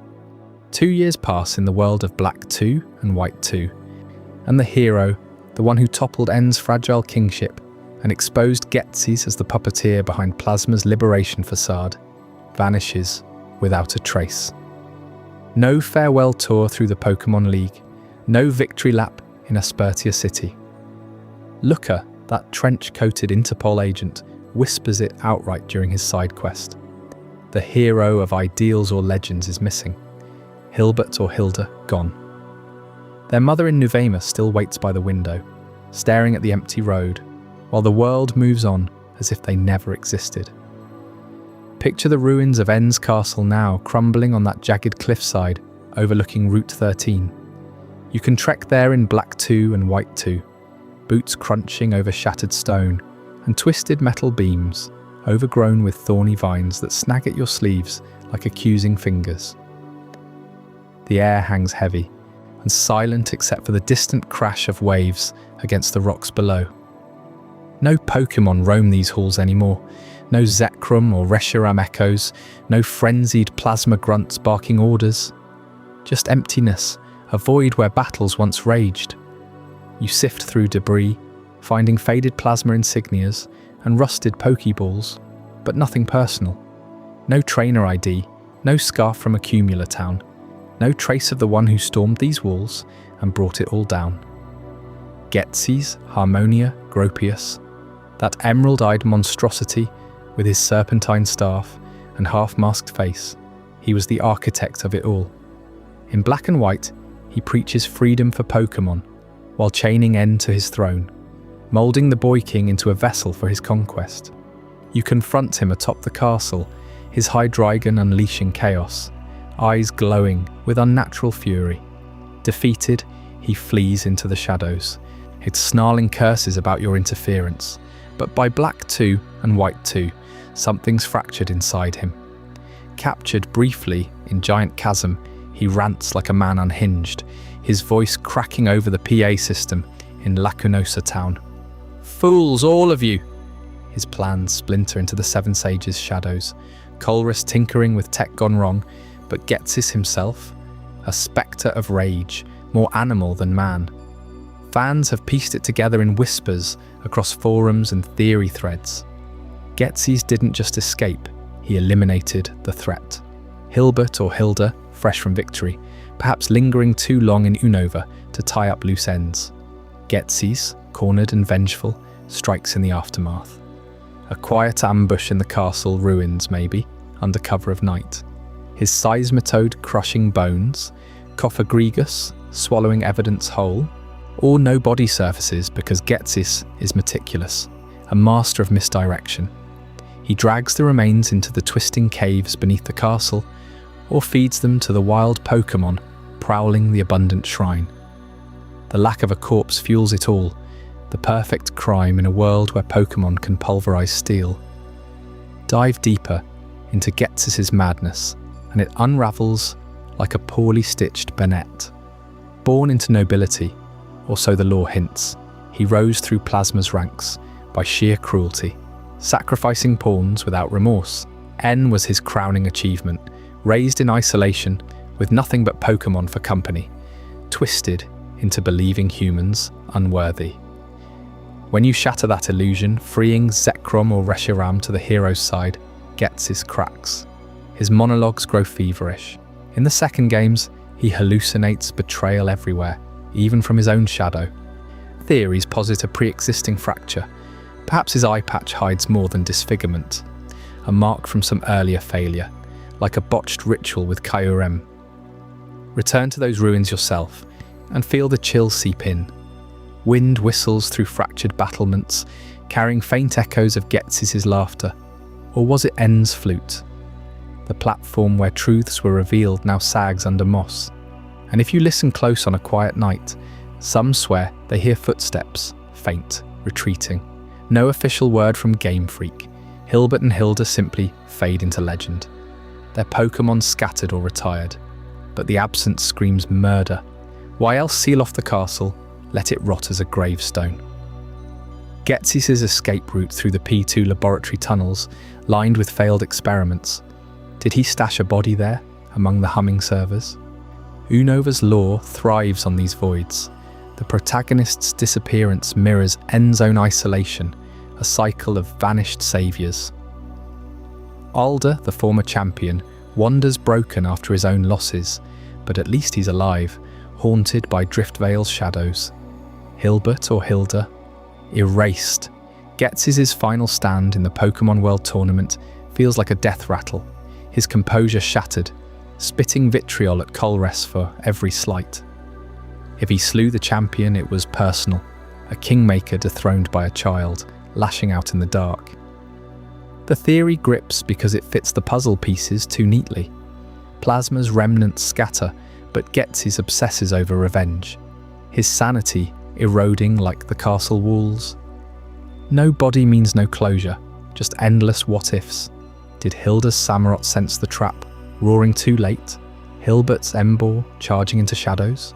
The silence amplifies it, that oppressive quiet where questions echo unanswered. As we peel back these layers of Unova's concealed violence, shadows lengthen toward another enigma lurking in the original games. One where a distant father watches from the fringes, his advice carrying the weight of unspoken guilt. Tune in next for Chapter 12, The Father Figure in the Shadows, and uncover who might have abandoned Red before his ascent even began. While champions vanish into the shadows of Unova, leaving only whispers of betrayal and blood, let's turn our gaze back to the misty origins of Kanto, where another young trainer sets out from Pallet Town with no father in sight. Red embarks on his legendary journey utterly alone, his mother waving goodbye from the doorstep, but his dad simply gone. He erased from the family home like a ghost that never haunted Lavender Tower. No explanation in the games, no heartfelt farewell, just an empty space that players have questioned for decades. This absence gnaws at you as you trek through Viridian Forest, battle your rival on Route 2, and finally reach the towering Viridian Gym, only to find its leader absent. But before you can puzzle over that, a man steps out from the underbrush near the gym's entrance. He's unassuming, dressed in everyday clothes, no badge or title pinned to his chest. He leans in close and murmurs tactical secrets just for you. Advice on the gym leader's favoured Pokémon, strategies to counter their types, hints that feel too precise, too personal. Who is this stranger, and why does he vanish right after, melting back into the city crowds? You press on to Pewter City, dust from the museum still clinging to your shoes, and there he is again, lurking by Brock's gym. Same man, same knowing smile, dropping gems about rock types and their weaknesses before slipping away. No paycheck from the Pokémon League, no league ID, nothing to suggest he's on staff. He's just there, shadowing your path like a persistent wild Pidgey, but far more deliberate. By the time you reach Cerulean, with Misty's cascade roaring in the background, he's waiting once more, whispering about water types and how to turn the tide. Cerulean, Vermilion, Celadon, Fuchsia, every gym city, without fail, this enigmatic figure appears solely for you. Think about it during those long route walks. Your Pokémon healing at the centres. Your rival, that smug kid from Pallet, who taunts you at every turn, rushes ahead, boasts about his growing team, yet never crosses paths with this advisor. Blue barrels into gyms, brash and unprepared sometimes, learning the hard way through defeats, while you get the edge, the insider edge that no one else does. Why you? Why not the other trainers milling about, or that cocky rival who's clearly gunning for the same prize? The man ignores them all, eyes locked only on Red, as if he's invested in your success alone, watching from the fringes of every victory. Fans have pored over the code, the dialogues, the remakes in Fire Red and Leaf Green, even Let's Go Pikachu and Eevee, and the pattern holds firm. He's not a wandering NPC like the fisherman by the water or the kids begging for battles. His appearances sync perfectly with your progress. No random encounters, no spawning elsewhere. In Saffron City, amid the psychic haze of the fighting dojo, he preps you for Sabrina's mind-bending illusions. In Cinnabar, with the volcano rumbling underfoot, he steels you against Blaine's blistering flames.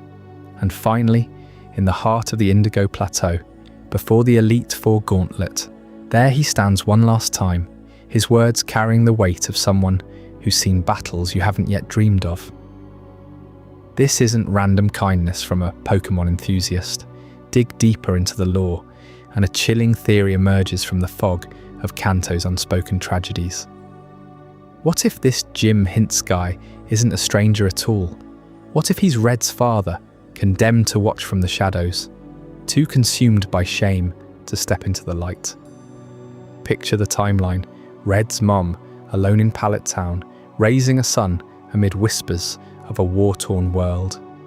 Lieutenant, Surge's battle-hardened rants echo in Vermilion Gym, hinting at a great Pokémon War that claimed countless lives, left families shattered. Maybe Red's dad fought on the front lines, survived like Surge did through his Pokémon, but returned broken. Not physically, but in spirit. Guilt festers. Perhaps he abandoned them when the pregnancy news hit, fleeing the responsibility of fatherhood in a post-war wasteland where trainers die young, Pokémon are conscripted weapons, and homes like palettes feel like fragile illusions. Or worse, he stuck around just long enough to see his son idolize adventure, then vanished, unable to face the boy he doomed to the same perilous path. Now, he trails Red incognito, a ghost in plain sight, dispensing hard-won wisdom to atone without revealing himself. Every hint a silent apology, every disappearance a stab of regret. He can't coach the rival. Blue's lineage traces back to Professor Oak, that towering figure in Palette. No room for this shadow dad. But for Red, it's personal, visceral, a father's redemption arc played out in coded dialogues. The evidence stacks like bricks in Pokemon Mansion's ruins. In the original Japanese Red and Green from 1996, family dynamics carried heavier undertones, parents more absent, the world grittier before global sanitization. Red's house holds no trace of a father, no photo, no letter, nothing. Your mum frets over your safety, deposits your winnings, but she's solo. Contrast with Blue's family. Oak as grandfatherly mentor, always present. Red's void screams intentional. And this man? His lines evolve with your journey, growing more urgent. It's as if he's piecing together his own fractured past through your triumphs. Imagine the weight he carries, lurking in Viridian's shady alleys, Pewter's rocky outskirts, the humid sprawl of Celadon. He sees Red catch his first Pokémon, evolve them through trials he once faced. In Fuchsia, by Koga's poison dens, he warns of status ailments that mirror the toxins of war, paralysis, poison, the slow bleed of regret. He never speaks to NPCs, never lingers for thanks, just delivers, departs, a perpetual sideliner. Remakes amplify it. In Let's Go, with its anime flair, the world feels lived in, yet he remains anomalous, a deliberate outlier. Critics argue he's just a league scout, but that crumbles under scrutiny. Scouts would aid all contenders, track progress publicly, not ghost exclusively pre-gym. No other games replicate this. Gold in Johto has no such shadow, nor Lucas in Sinnoh. It's Kanto-specific, tied to Red's orphan narrative. And the shame angle? It fits the era's darkest veins. Post-war Kanto brims with deserters. Lavender Tower overflows with restless spirits of the fallen. Red's dad, alive but undead in his cowardice, orbits his son like a lost haunter seeking form. Players who've speedrun the games, glitched through walls, confirm his spawn is player exclusive, triggered by your badge count. No rival interaction logs, no dialogue trees for others. He's yours alone, a paternal spectre in a saga of abandonment. Does he climb Mount Silver post-game, watching Red's silent vigil from afar? The theory lingers, unconfirmed, fueling forums since the Game Boy days. As Red's silhouette fades into legend atop that snow-capped peak, also another shadow stirs in distant lands, clawing from ancient ruins beneath a scorched spire. Up next, Chapter 13. The Beast of the Burned Tower. What unleashed that primal fury, and why does it hunger still? As you leave the shadowed streets of Kanto, where that enigmatic hint sky trails your every step with whispers meant only for you, the journey carries you eastward to Johto's ancient heart. There, in the moonlit city of Ecruteak, a charred skeleton of stone stands defiant against the night sky, its blackened spire piercing the clouds like a broken finger, accusing the heavens.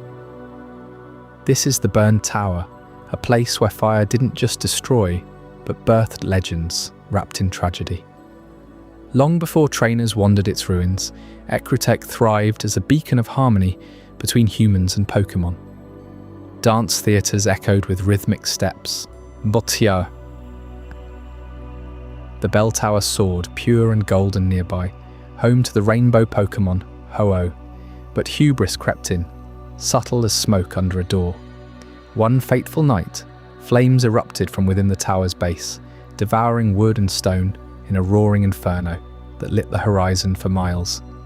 Witnesses spoke of panicked cries piercing the blaze, not human voices, but something primal, desperate.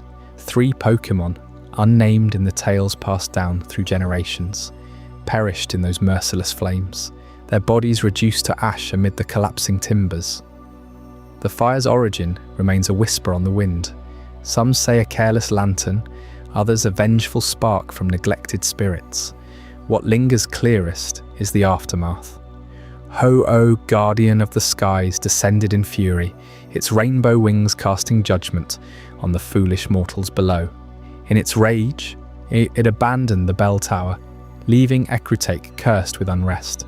Yet from the ashes, a miracle twisted into myth. 3 beasts rose, reborn from the embers, sprinting across Johto's plains in eternal vigil. Entei, the volcano Pokémon, with fur like molten rock. Raikou, the thunder Pokémon, crackling with untamed lightning. Suicune, the aurora Pokémon, pure as glacial streams. They roam without cease, elusive guardians or restless phantoms, depending on who tells the story. But peel back the legend, and shadows deepen. Why do these beasts evade capture so fiercely, vanishing like smoke when cornered? Why do their forms echo something more familiar, something domestic twisted into wild ferocity? Look closer at their silhouettes against the storm-swept moors. Suicune's sleek, watery grace, in crest flowing like a mane caught in eternal current, mirrors the fluid lines of Vaporeon, that Eevee illusion born of waterstones and hidden depths. Entei's blazing mane and muscular frame, heat shimmering from its pelt, recalls Flareon, the fire-forged evolution whose warmth once comforted trainers by campfires. Raikou's spiked fur, electric aura sparking at every poreful, evokes Jolteon, the needle-sharp speedster charged with thunderous energy. The evidence mounts like storm clouds.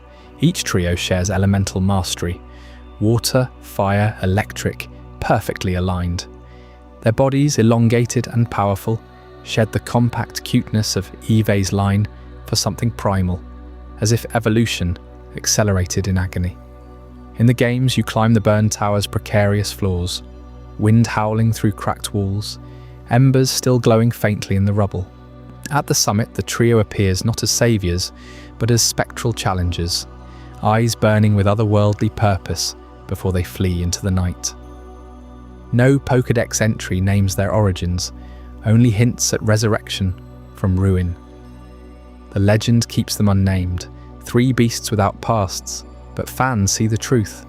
They were Vaporeon, Flareon, Jolteon, loyal companions perhaps stabled in the tower, caught in the blaze while their trainer slept. Imagine them not as wild legends from the dawn of time, but everyday Pokémon, evolved from a single Eevee split by stones of power. Vaporeon melting into pools to escape the heat, only to boil alive. Flareon unleashing flames in futile defense, consumed by its own element. Jolteon arcing lightning through the inferno, circuits fried in overload. Their cries mingle with the crackle of beams giving way. Bodies charring as the roof caves. Ho-Oh witnesses the horror, its gift of life a desperate act. Reviving them not as they were, but remade in exaggerated fury. Stripped of names, homes, bonds. No longer pets curling at feet, but beasts condemned to wander. Instincts warped, memories seared away. This resurrection reveals itself as curse, not blessing. Ho-Oh's rainbow light pulled their essences from ash, but at what cost? Suicune purifies tainted waters with north winds, yet weeps for a lost gentleness, its form too lithe for true savagery. Entei summons volcanic eruptions, but its eyes hold the flicker of a hearth fire gone wrong. Raikou splits skies with thunder, yet dashes alone, no pack to claim it. They cannot settle, cannot evolve further, frozen in limbo as punishment for humanity's folly, or their own misplaced loyalty. Awing Crystal's enhanced tale, Suicune leads you on a chase through Tin Tower, testing worthiness, as if seeking the one who might end the torment. But none do. They remain ghosts in fur, haunting Johto's wilds. Pokédex whispers fuel the fire. Suicune races around the world to cleanse dirty water. A duty born of survival, not choice. Entei sends volcanic ash flying, echoing the tower's blaze. Raikou dashes incredibly fast, electrifying the air, speed born of panicked flight from flames. Their levels in encounters, always high and erratic, suggest unrested souls. Art from official guides shows them emerging from the tower's glow, forms shifting mid-rebirth, hints of watery fins, fiery tufts, spiky quills dissolving into legendary might. The theory grips because it humanizes the divine. These aren't primordial gods, but victims of circumstance, their beast nature a scar from the burned tower's maw. Ho-Oh's intervention saved life but erased identity, dooming them to eternal roam as penance. In remakes like Heart Gold and Soul Silver, the tower's music swells with eerie chimes, smoke curling eternally from grates, pulling you into the mystery. Stand there at midnight, in-game, and feel the chill. Are those distant howls the wind, or echoes of 3 lost souls?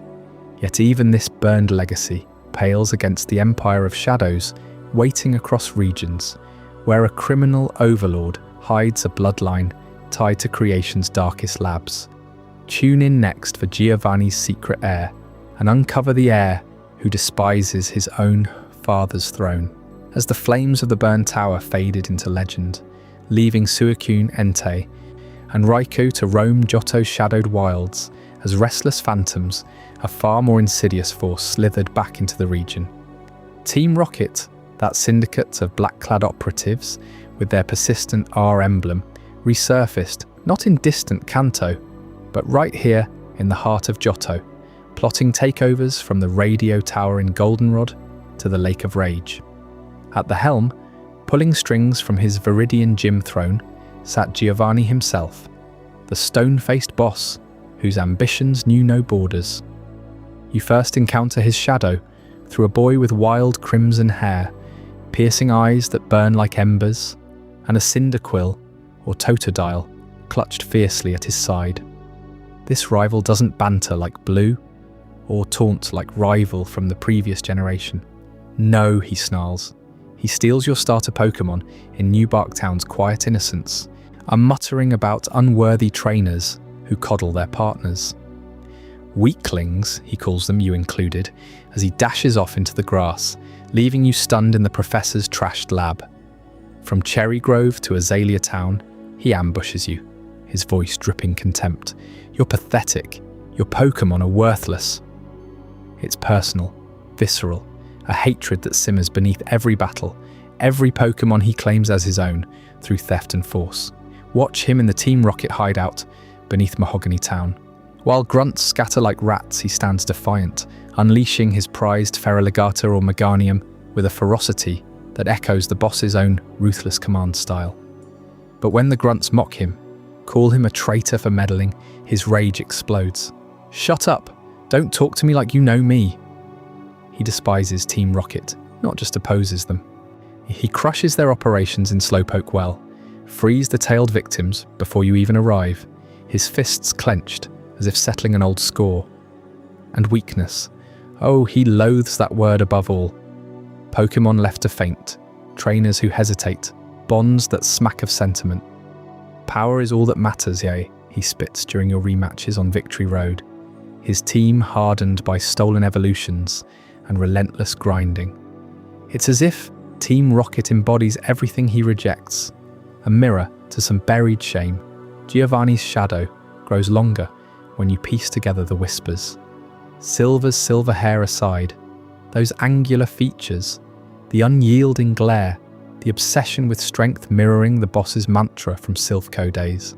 Fans latched onto it early, poring over sprites and animations in gold, silver, crystal. Why does this kid, barely a teenager, command such malice toward a group most rivals ignore? His name, Silver, feels too on the nose, a metallic gleam like the coin Giovanni flips in his Pokémon Stadium cameos. But the real fracture lies hidden, tucked away in one of Johto's most elusive events, the Celebi encounter in Ilex Forest. Slip behind the shrine after catching that time-travelling sprite, and the world warps. Celebi's glow pulls you back 20 years, to a rain-slicked forest glade, where a younger Giovanni kneels, his cape heavy with water. Beside him cowers a small boy, red hair plastered down, clutching a hurt Pokémon. A sickly Growlithe, perhaps, or an Eevee on the brink. The boy pleads, tears mixing with rain. "Dad, it's hurt! Help it!" Giovanni's voice cuts like a blade, cold and unyielding. "If you can't even protect one Pokémon, you're worthless to me." To swallowing his cries. That dialogue, swallowing his cries. That dialogue buried in Crystal's code, unlocked only by Celebi's whims or a Game Shark back in 1999, hits like a thunderbolt. It's no vague hint. Giovanni calls the boy son, abandons him deliberately, not out of neglect, but design. A test forged in cruelty, meant to temper weakness into the perfect heir.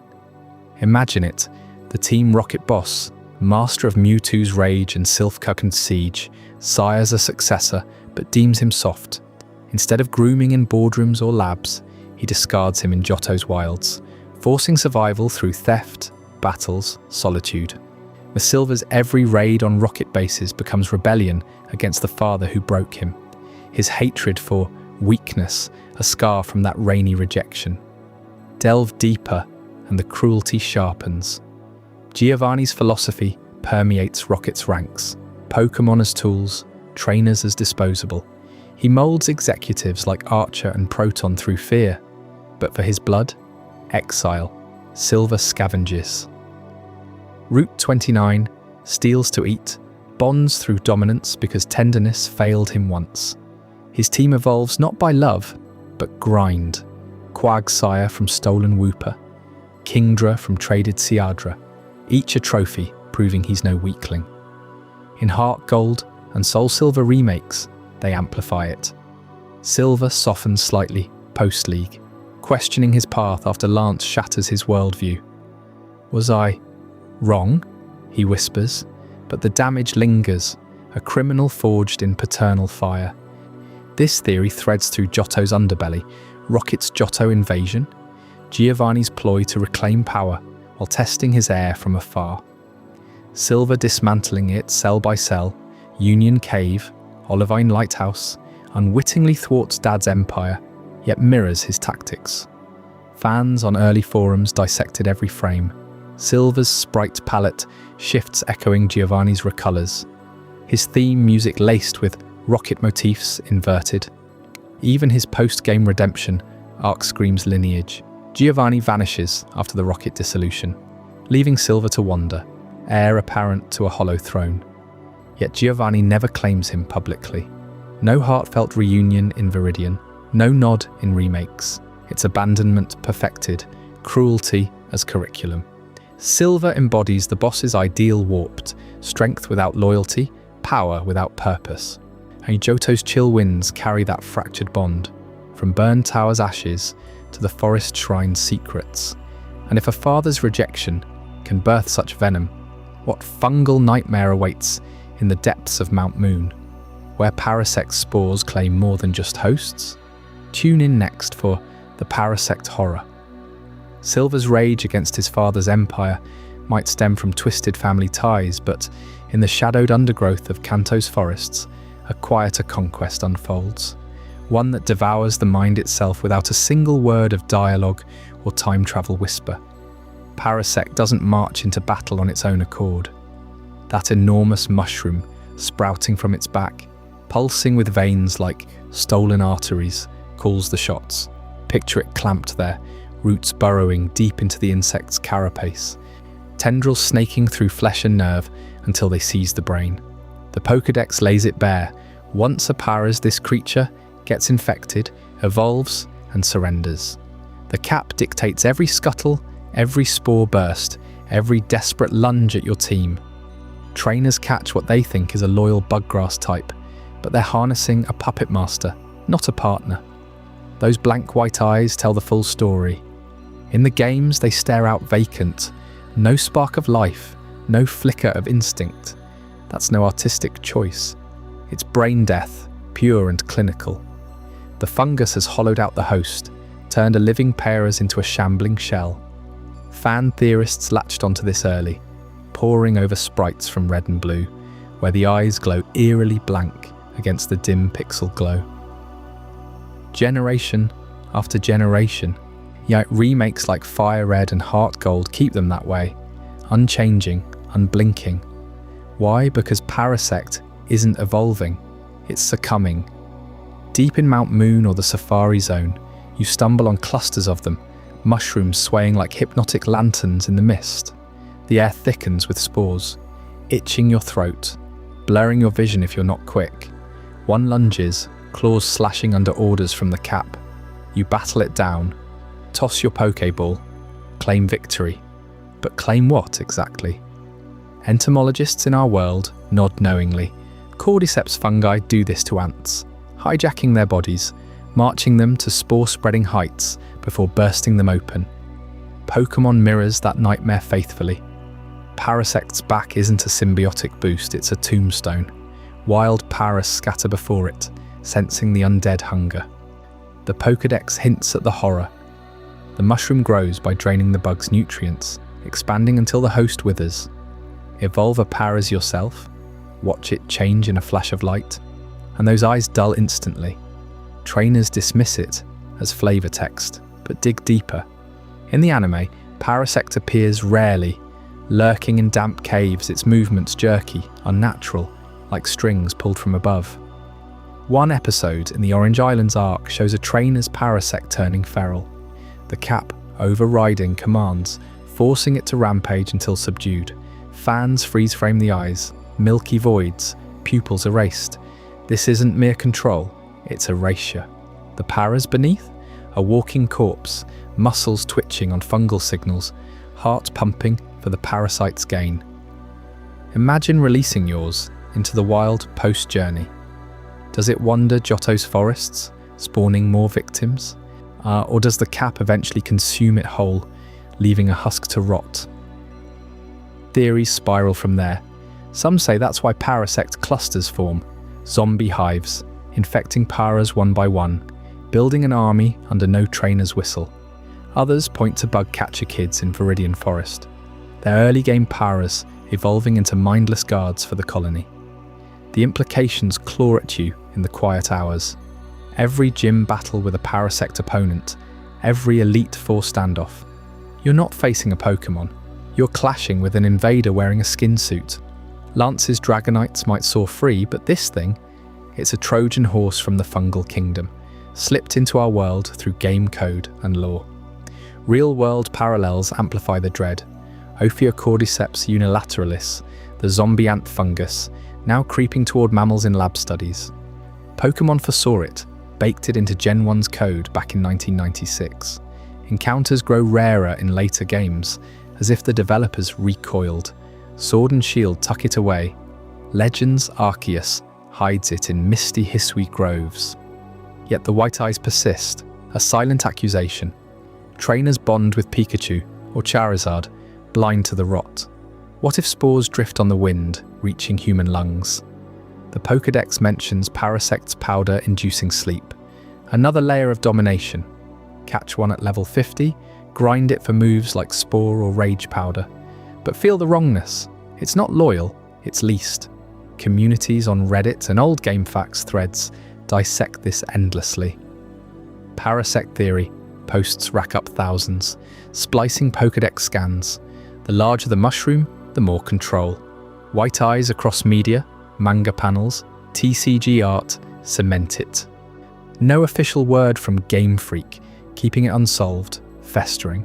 Unlike Cubone's confirmed grief or Mewtwo's lab origins, this lingers in ambiguity, perfect for the dark underbelly. Your own Parasect in the box, gathering dust? Maybe it's better that way. Let it sit, cap quivering faintly, in digital stasis, eyes unseeing. The forest reclaims its own eventually. And if a fungal overlord, puppeteering corpses from the shadows, unnerves you, the hypnotic strains echoing from Hypno's lullaby will pull you into an even deeper abyss. I hope you're as amazed by this as I am. If you want to stay updated on more content like this, make sure to subscribe and join our community of curious minds. Trust me, what's coming next will challenge everything you thought you knew. While the mushroom on Parasect's back claims total dominion over its host's body, leaving those blank white eyes as the final testament to a mind long surrendered, there's another Pokémon that doesn't need roots or spores to conquer. It slips into your thoughts instead, weaving illusions so gentle they feel like a mother's embrace until you're walking willingly into the dark. Hypno, the evolved form of Drowsy, stands tall in the shadows of the Pokédex, pendulum swinging like a metronome counting down to oblivion. Its entries paint a portrait that's equal parts nursery rhyme and nightmare. In the original Red and Blue games, it whispers that Hypno carries a pendulum in its hand, using its hypnotic powers to deepen sleep in others. But dig deeper into Gold and Silver, and the truth uncoils. It carries away children who cry at night, marking its favourites with a poke from its finger. Those same children never wake up the same, if they wake at all. You can almost hear the soft tick-tock echoing through a quiet Kanto suburb, where parents tuck in their little ones, unaware that outside the window, yellow eyes glow faintly in the moonlight. Hypno doesn't burst through doors or rend flesh. It waits, patient as the tide, for the first whimper of distress. That poke? It's no mere tag. Fans have long theorized it's an injection of psychic essence, a subtle venom that binds the child's dreams to Hypno's hunger. The Pokémon feeds not on blood, but on the rich, untainted reveries of the young, savouring fears and fantasies like a gourmet at a feast. This isn't idle speculation born from late-night forums. Turn to the anime, and you'll find episodes where Drowsy, Hypno's unevolved kin, lures sleeping children into dream worlds, draining their energy until they're husks. But the games etch it into canon with chilling precision. Ruby and Sapphire refine the horror. Hypno preys on children who can't sleep, deepening slumber to the point of no return. Emerald adds that it memorizes every cry from every child it encounters, a catalogue of vulnerabilities etched into its psychic core. Imagine the weight of that knowledge, a living archive of innocence twisted into bait. Psychic types as a whole carry this predatory undercurrent, don't they? Alakazam with its photographic memory that borders on obsession, Mr. Mime mimicking human gestures to infiltrate homes, even Abra teleporting away at the slightest threat, as if it knows too well the dangers of being caught in the act. But Hypno embodies the archetype, a shepherd leading lambs to slaughter, all under the guise of comfort. Fans point to type advantages too. Psychics dominate fighting types, the raw physicality of human resolve, suggesting an evolutionary arms race where Pokémon learned to outthink us before we could outfight them. Now, transport yourself to the Sivai Islands, those sun-drenched specks south of Kanto in fire red and leaf green. 7 Island, to be precise, where the air hangs heavy with salt and unspoken dread. There's a house on the beach, windows shuttered against the trade winds, and inside, a mother's voice cracks as she begs for help. Her daughter, Lostel, has vanished. Wandered off into the dunes, they say, chasing seashells or some childish whim. But you, the trainer, know better. Follow the trail past the Tanabe chambers, where ruins hum with ancient power, and you'll find her, not alone.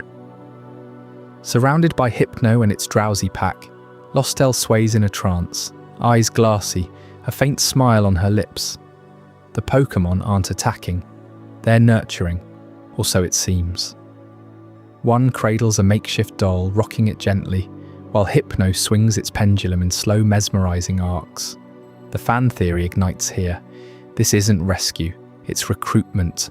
Lostel wasn't lost, she was taken, harvested for her dreams like ripe fruit. Rescue her, and she snaps awake, oblivious, babbling about a wonderful nap. But return later, and her parents' relief curdles into something haunted. Why does she sleep so deeply now? Why the nightmares that no lullaby can soothe? The Sivai Islands themselves amplify the unease. Cut off from the mainland, they're a breeding ground for forgotten experiments. Mewtwo-grade labs rumoured beneath the waves. Psychic anomalies warping reality. Lostel's case isn't isolated. Locals whisper of other children, gone without trace, chalked up to riptides or wild Pokémon. But the Pokédex ties it together. Drowsy likes to snack on children who can't sleep. Hypno targets the sleepless, specifically. What if the crying isn't random? What if it's a psychic beacon, amplified across islands where trainers are scarce? Delve into the psychology, and it gets darker. Hypno doesn't just feed, it manipulates. Dreams are malleable clay in psychic hands, reshaped to ensure compliance. A child dreams of warmth, safety, endless play. Reality blurs until obedience feels natural. Fans theorize this as a form of grooming, a Pokémon engineering human thralls who grow up to serve, perhaps even becoming unwitting breeders for more psychic prey. Evidence mounts in the wild. Hypno nests near human settlements, not deep forests. They thrive on proximity, on the pulse of vulnerable minds. Consider the pendulum itself, a clockwork heart ticking in sync with brainwaves. Swing it, and alpha rhythms surrender to theta, the borderland of sleep where suggestions take root. Pokémon lore hints at real-world hypnosis parallels, but twisted. Therapists heal, Hypno harvests. And the children it carries, not to dens but to dream realms, psychic pockets where time dilates, and a single night stretches into years of feasting. Unsettling confirmations pepper the canon. In the manga, Hypno herds entire villages into comas. Anime filler shows dream drains leaving psychic scars. Even spin-offs like Mystery Dungeon cast Hypno as a villainous hypnotist, enslaving allies. Yet Game Freak leaves it unsolved. Why the child fixation? Is it nostalgia for their own innocence or pure predation? Theories splinter. Some say Hypno were once human guardians corrupted by Mew experiments. Others that they're parental avengers, punishing neglectful adults by stealing their heirs. You feel it in your own fatigue, don't you? That pull towards sleep after a long day, the whisper that it's time to let go. Hypno exploits exactly that vulnerability, turning rest into risk. Parents in Pokémon World must dread bedtime, installing psychic wards or electric guardians. But in remote isles like Sivai, isolation breeds opportunity. As these threads of mental predation weave tighter, they lead us toward even more deceptive horrors, ones where the mask of cuteness hides a desperation far blacker than stolen dreams. Coming up next in Chapter 17, the Mimikyu revelation will uncover what lurks beneath the rags and why its quest for love might end in something truly monstrous.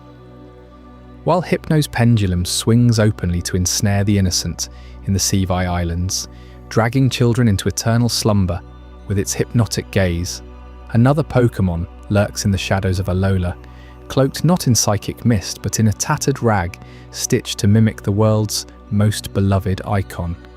Mimikyu, that ghostly ragdoll from the sun-scorched islands of Generation 7, doesn't hunt with spells or songs. It yearns. It dresses up, piecing together scraps of fabric into the yellow cheeks, pointed ears, and tail of Pikachu. The electric mascot every trainer dreams of catching first. But peel back that disguise, even for a second, and you glimpse something that no living soul survives unchanged. The Pokédex warns it plainly. Those who see Mimikyu's true form meet a swift and terrible end, overwhelmed by an unearthly despair that snuffs out life itself. Picture the scene in the anime's Sun and Moon series, where trainers battle this imposter, only to have its rag tear in the fray. The camera cuts away just as the fabric slips, but the aftermath lingers, like a nightmare you can't shake. The victim collapses, eyes hollow, body limp, as if their very spirit has been unravelled. Game Freak doesn't show it outright. They never do with the darkest secrets. But the implication hangs heavy. Trainers who've accidentally unveiled it in Ultra Sun and Ultra Moon report the same. Sudden death, or worse, a madness that leaves survivors babbling incoherently about shadows that devour joy. Why? What abomination festers beneath that Pikachu facade? So repulsive that evolution itself couldn't save the beholder? Theories swirl like the fog around thrifty Megamart, where Mimikyu first haunts the games. But one rises above the rest, piecing together digital glitches and heartbroken code. Mimikyu isn't some fleshy ghost born of tragedy. It's artificial, a Porygon gone rogue, a virtual Pokémon spat out from Sylph Co. His labs in far-off Kanto, programmed for obedience, but starved of the one thing no algorithm can replicate: genuine love. Porygon, that faceless polygon from the first generation, floats through cyberspace without emotion, and a tool for human whims. But imagine one breaking free, evolving not through stone or trade, but through isolation. In Alola's wilds, far from servers and scientists, it witnesses Pikachu's reign. The cheers in stadiums, the plush toys in every store, the unbreakable bond with Ash Ketchum across countless episodes. Pikachu basks in adoration, sparks flying as fans chant its name. Porygon? It's invisible, interchangeable, a glitch in the system no one hugs. So it crafts the disguise, hacking its own form into a crude Pikachu shell. But pixels can't capture warmth. The rag phrase, the seam split, and beneath, jagged code made flesh, a mass of corrupted data, black voids for eyes, twisting limbs of shattered geometry, a form that screams error to every instinct. Humans and Pokémon alike recoil because it's wrong on a primal level. A reminder that some things were never meant to touch the real world. Seeing it crashes the viewer like a forbidden sprite, frying nerves with existential horror. The Pokédex calls it disguise, an ability that tanks one hit for free, but really, it's survival. Peek inside and you delete yourself. This hits harder when you trace Mimikyu's moveset, echoing Porygon's digital arsenal. Shadow Sneak for ghostly evasion, Play Rough to clumsily ape Pikachu's charm, even Electroweb tying back to electric dreams. In the games, it haunts abandoned stores at night, shuffling through aisles like a lost program, seeking connection. Fan animations on YouTube delve deeper, rendering that true form as a nightmarish tangle of wires and voids. But the games hint enough. Its cry distorts like modem static. Its sprite glitches in battles if you stare too long. And the irony, it cuts deepest. Mimikyu doesn't want to kill. It wants what Pikachu has: popularity, friendship, a spot on your shoulder. It joins picnics in Sword and Shield, bouncing eagerly, only to wilt if ignored. Z moves like "Let's snuggle forever" betray the plea. A desperate hug from something that destroys on contact. In Pokémon Legends, Arceus, it crafts broken effigies of trainers, offerings to earn scraps of affection. Yet every attempt backfires. Rivals mock it, wild Pokémon flee and humans. They battle it down, mistaking parody for prey. Trainers capture it, sure, but even then the rag must stay sealed. Evolve it into megaform? No, it rejects that path, content in delusion. The anime drives it home in an episode where Mimikyu bonds with a girl, in only for tragedy to strike when the disguise fails. It slinks away, more alone than before, a digital ghost chasing organic dreams it can never hold. Game Freak leans in with Pokédex flavour. It wears a rag as a disguise. Living with it is impossible, they say, but between lines you hear the ache. A Porygon's code rewritten for love, crashing eternally on humanity's firewall. This revelation reframes every encounter. That cute imposter shuffling in Ula Ula Meadow, a refugee from the machine world, armoured in envy. Its happiness checked in your party plummets, if alone too long, mirroring the void it flees. Fans on Reddit and Twitter unearth more. Porygon Z's glitched animations from Diamond and Pearl, mirroring Mimikyu's frenzy. Both Generation 7 upgrades gone haywire. It's no coincidence. Mimikyu embodies the franchise's underbelly, fame's flip side, where idols hide horrors and love demands perfection no creation can fake. As we pull away from Alola's haunted isles, the shadows lengthen toward a weapon, forged in ancient catastrophe, one that could erase regions in a flash. Tune in next for Chapter 18, the ultimate weapon of Kalos, where eternity hangs by a single activation code. While some Pokémon cloak themselves in desperate disguises, yearning for connection they can never truly grasp, the ancient kingdom of Kalos once birthed a grief so profound it reshaped the world forever. 3,000 years ago, a king named Az ruled over a land of glittering spires and boundless ambition, but war tore it all apart. Picture the fields of Kalos stained red, not just with blood, but with the fading cries of Pokémon caught in the crossfire. Two rival kingdoms clashed in what history whispers as the Great War, their armies bolstered by legions of fierce beasts. Az, a ruler hardened by loss, watched his most cherished companion, a tiny Floette, fall in the chaos. That delicate flower Pokémon, with its single glowing petal, had been his light amid the darkness. When it perished, something inside him shattered beyond repair. Driven by an anguish that refused to fade, Az poured his genius into a forbidden creation, the ultimate weapon. This colossal machine, towering like a mechanical god over the battlefield, hummed with a power drawn from the very essence of life itself. He captured thousands of Pokémon, victors and vanquished alike, and siphoned their life force into its core. 3,000 souls, and their energies woven into a radiant vortex, fueling a blast that could level armies in an instant. The air crackled with ethereal light as the weapon charged, the ground trembling beneath the weight of stolen vitality. When it fired, it didn't just end the war, it erased entire horizons, leaving behind craters that scarred the earth for millennia. But victory tasted like ash. As the smoke cleared, Floette returned, revived by the machine's unholy surge.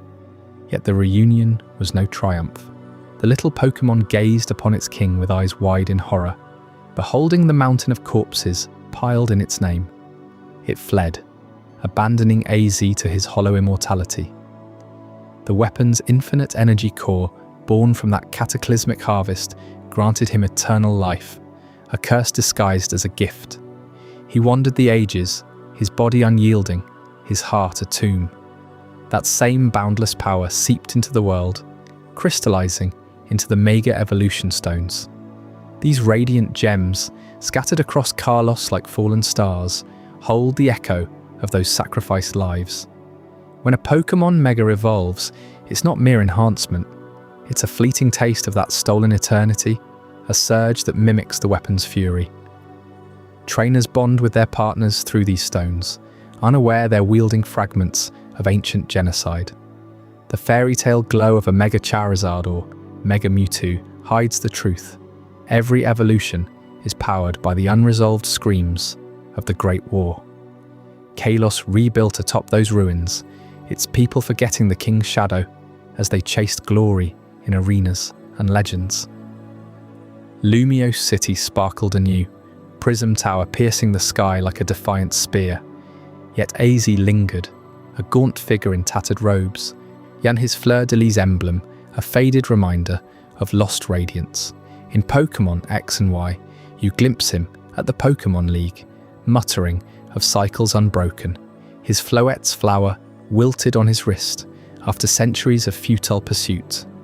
He built the weapon to defy death, only to become its prisoner, outliving empires while the war's ghosts whisper in the wind-swept ruins of Lavender Town. The collateral damage ran deeper than scorched earth. Entire species teetered on extinction, their life forces fueling not just destruction, but the very stones that now define battles. What if those megaforms are unstable because they're laced with resentment? Pokémon like Garchomp or Lucario Mega evolve with raw power, but their eyes flash with something primal, something vengeful. Az's machine didn't just win a war, it birthed a legacy of quiet atrocities, where immortality's price is paid in the souls of the innocent. And in the Pokémon universe, this dark bargain reveals immortality's true cost. Az drifts through time, unchanging amid seasons that wither and bloom, his grief a perpetual storm. No rest, no release, just endless wandering, haunted by the Floettes that rejected him.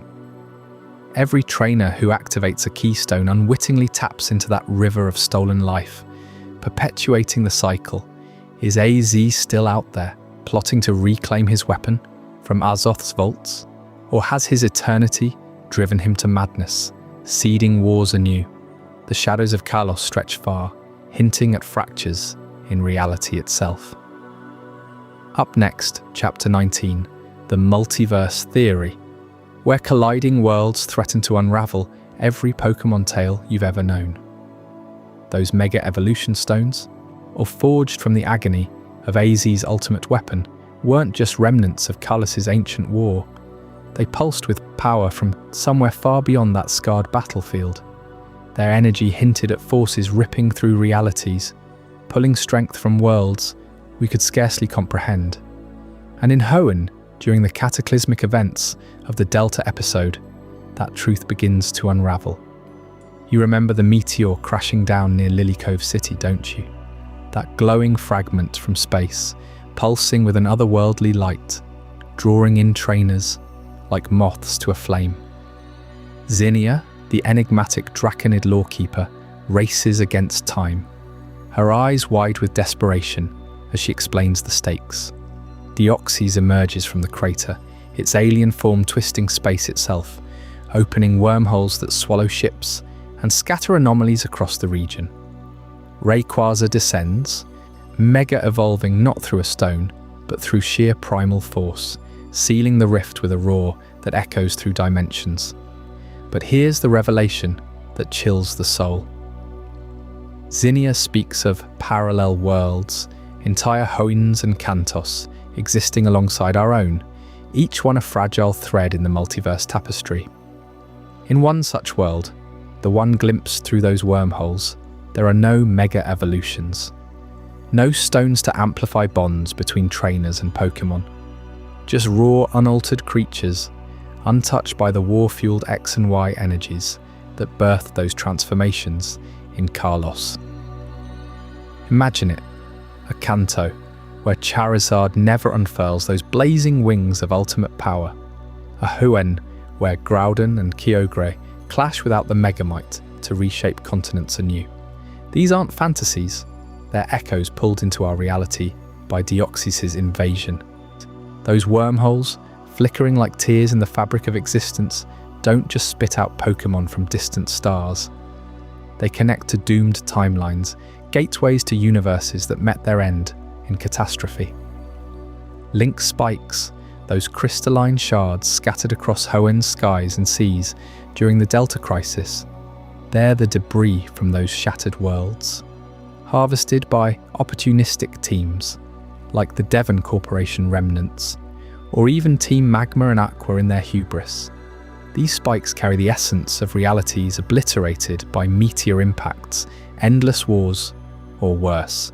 Zinnia warns of the ultimate weapon, a super-ancient device echoing AZ's machine, capable of harnessing infinite energy from across the multiverse, but at the cost of entire worlds. Picture the scene in the Sky Pillar, wind howling through ancient carvings, as Rayquaza coils around the meteor core. The Draconid's prophecy unfolds, guardians chosen to protect the balance, but what if the balance demands sacrifice?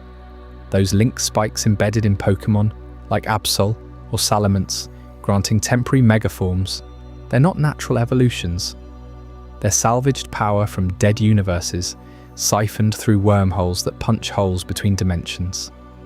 Every time a trainer activates one, they're tapping into the death throes of billions of Pokémon and humans from realities we erased without knowing. And it gets darker still. Think about how we experience these worlds. Every time you boot up a new game, selecting Red or Brendan or Gloria, you step into a fresh Kanto or Hoenn or Paldea. The slate wipes clean. Your rival's journey restarts, legendary encounters reset. Every Pokémon back in their habitats are oblivious. But what if that's not a reset? What if each new game isn't creation but deletion? A horrifying multiverse theory posits that pressing that button obliterates an entire living universe, populated with trainers battling in forgotten gyms, Pokémon roaming wild plains, cities bustling with life, all snuffed out to make way for your playthrough. Evidence whispers from the games themselves. In Pokémon Sun and Moon, Ultra Wormholes ferry beasts from alternate dimensions, some thriving, others warped by their journeys. Omega Ruby and Alpha Sapphire's Delta episode explicitly shows Hoenn variants, Pokémon without mega potential, skies littered with spikes from collapsed realities. Even in Sword and Shield's Isle of Armor, Kubfu's towers connect to pocket dimensions, hinting at layered existences. That's why the Pokédex entries fuel the fire. Mega Rayquaza's lore speaks of transcending dimensions, pulling power from beyond this world. And those silent protagonists, they arrive in worlds that feel eerily prepared, as if the previous inhabitants vanished moments before. Consider the implications under Hoenn's meteor-streaked night sky. Wormholes yawn open, dragging in Sableye from gem-hoarding realms or Carnivine from vine-choked hellscapes. Their forms slightly off, eyes haunted by sights we can't fathom. Zinnia clutches the scroll of the Draconids, her voice trembling as she reveals the pattern. Meteor falls precede multiversal collapse. The first Delta meteor birthed Dioxys in our skies, but countless others doomed sibling worlds, their link spikes raining down as tombstones. Trainers who chase anomalies, like those in the post-game hunts, unwittingly plunder graveyards of universes. This theory ties back to Kalos' war, where AZ's weapon might have been the first multiversal harvester, megastones, as crystallized screams from pulverized realities. No wonder Lysandre sought eternity. He glimpsed the infinite cycle of creation and destruction. Every save file, every New Game Plus echoes that cycle. Your Pikachu's first Thunderbolt? It dooms a parallel Ash's partner to oblivion. The rival's smug grin at the title screen. A ghost from the universe you overwrote. Sleep with that weight tonight, as stars wheel overhead like watchful wormholes. The multiverse hums with the silenced cries of endless Pokémon worlds, waiting for the next player to pull the trigger. But the deepest cut comes when we question the one who wove this fragile web. Up next, Chapter 20, The Creator's Flaw, where even the gods reveal their terrifying imperfections. Those fragile wormholes from the Delta episode, piercing through shattered versions of Kanto and Hoenn, whisper of worlds that never quite held together. They tug at the edges of existence itself, hinting that reality might not be as solid as the Pokeballs we clutch. What if the entire Pokémon universe rests on an even shakier foundation, born not from stone or sea, but from a single, trembling egg in an endless void? Long before the first gym badge gleamed or the elite trainers gathered on the summit of Victory Road, there was nothing. No light pierced the darkness. No stars flickered in the expanse. Just an infinite emptiness, a chaos so profound it devoured thought itself. Into this abyss came Arceus, the Alpha, the original one. Legends etched into the Sinnoh tablets tell us Arceus shaped its form from raw potential, emerging not as a roar or a blaze, but as a fragile shell, an egg cradled in the heart of nothingness. Picture that egg suspended in the void, its surface veined with the first glimmers of possibility. It pulsed faintly, like a heartbeat echoing across eternity. When it finally cracked open, Arceus stepped forth, hooves treading on shadows that fled before it. From its own essence, it forged the pillars of the world, Dialga to command time's relentless march, Palkia to stretch space into continents and skies, Giratina to guard the fractured distortions lurking in the reverse realm. Lakes stirred with the wills of Uxie, Mesprit and Azelf, birthing knowledge, emotion and willpower. And then the unknown, those enigmatic eyes, floating sigils that form the very script of creation. You've seen them, haven't you? Drifting through ruins like Salation or the Spear Pillar, twisting into shapes that defy language. The unknown aren't mere Pokémon, they are the code, the fundamental letters of reality, inscribed by Arceus to weave matter from thought. Each glyph an equation, each pattern a law of physics made manifest. Dialga's domain ticks forward, because unknown decree it so. Palkia's expanses hold firm under their invisible script. The Pokédex hints at this power in hushed tones. Unknown are said to have existed since the universe began, their forms rearranging to influence the world around them. But here's where the flaw creeps in, subtle as a glitch in the matrix. Human minds, our thoughts, our wills, can bend those glyphs. Trainers have whispered commands into unknown swarms, watching ruins reshape or shadows solidify into form. In the anime's depths, episodes like those in the Sinnoh saga show telepaths like Sabrina, or even children, unwittingly summoning their patterns, pulling miracles from the ether. Fan theories swirl around this like fog over the distortion world. If unknown are the source code, then every Pokémon battle, every capture, is us hacking the divine program. A stray intention, a focused dream, and the fabric unravels. Consider the movies where Arceus itself crashes through time, its rage born from a betrayal millennia old. In Arceus and the Jewel of Life, we glimpse the original one's vulnerability, not to gods or legends, but to the meddling of humans who twisted unknown script to seal it away. The Mythology ruins, those crumbling halls etched with forbidden patterns, stand as monuments to that hubris. Archaeologists in the lore dig too deep, awakening glyphs that rewrite history.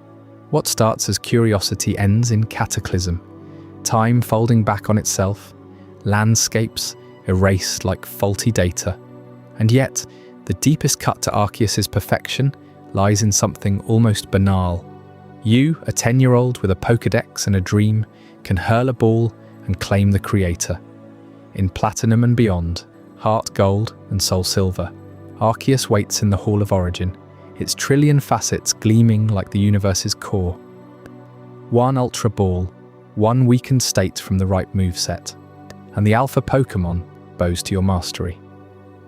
No prophecy demands it, no ritual prepares the way. Just a child's whim overrides the god who birthed Dialga's heartbeat. This is the creator's flaw, but the unsolved shadow haunting Sinnoh's myths. Why design a reality so pliable?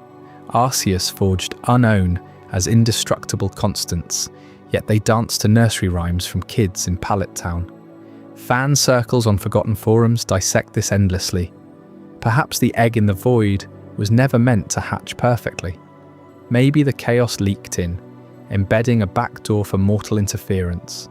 Theories tie it to the creation trio's endless cycle.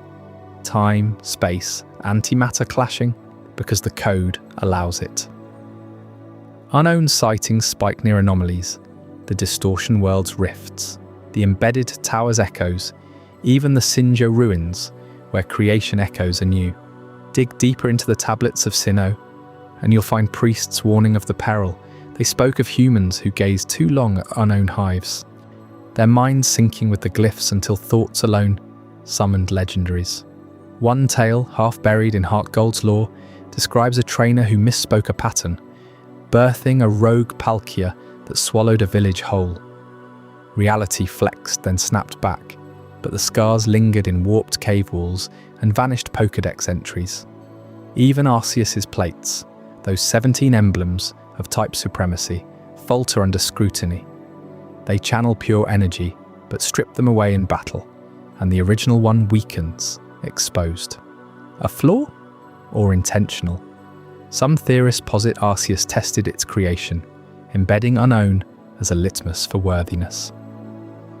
Catch me, they say. Prove your will surpasses the void's pull. But what of the failures? The eggs that never hatched in forgotten labs, the unknown swarms that dissipated into static, the multiverses we glimpsed collapsing because a child's code overwrote the divine. This fragility echoes through every region. In Unova, Reshiram and Zekrom embody truth and ideals clashing, their origins traced to twin heroes who fractured a single dragon, another rewrite via human ambition. Kalos' ultimate weapon, a machine fueled by life, but scripted on unown-like runes from AZ's grief. Even Kanto's Mewtwo, cloned from ancient code, breaks free because its mind hacks the creator's blueprint. You feel it now, don't you? The ground beneath your feet, the Pokeball in your hand, they're all provisional. Arceus peered into the void, laid its egg, and birthed a universe where a 10-year-old holds the reins. One wrong glyph, one captured god, and the whole simulation flickers. But if catching the creator exposes such a raw vulnerability, oh yeah, what silence awaits the ultimate champion on the peak of Mount Silver, where red stands eternal. Chapter 21. The final silence on Mount Silver pulls back the veil on that frozen enigma next. If human thought can bend the unknown's ancient script, reshaping the very fabric of creation itself, then what unbreakable will forge the silent guardian at the world's edge? High above the Johto frontier, where the air thins to a razor edge and the snow never yields, Mount Silver stands as nature's unyielding throne. Its peak pierces the clouds like a forgotten spear, battered by winds that scream through jagged crevices, carrying flakes sharp enough to draw blood from exposed skin. No paths lead there lightly. Hikers vanish in blizzards that swallow screams, and even the hardiest Pokémon huddle in caves, their cries muffled by ice walls thick as centuries. This is no mere mountain. It's the coldest summit in all known regions, a place where warmth flees the bones, and solitude becomes a living entity, pressing in from every shadowed ridge. At its frozen heart waits Red, the boy who silenced Kanto's champions, the one who toppled Team Rocket's empire in the shadowed bowels of Sylph Company, who faced the Elite Four without flinching, and claimed victory over the untouchable champion herself. You remember him, don't you?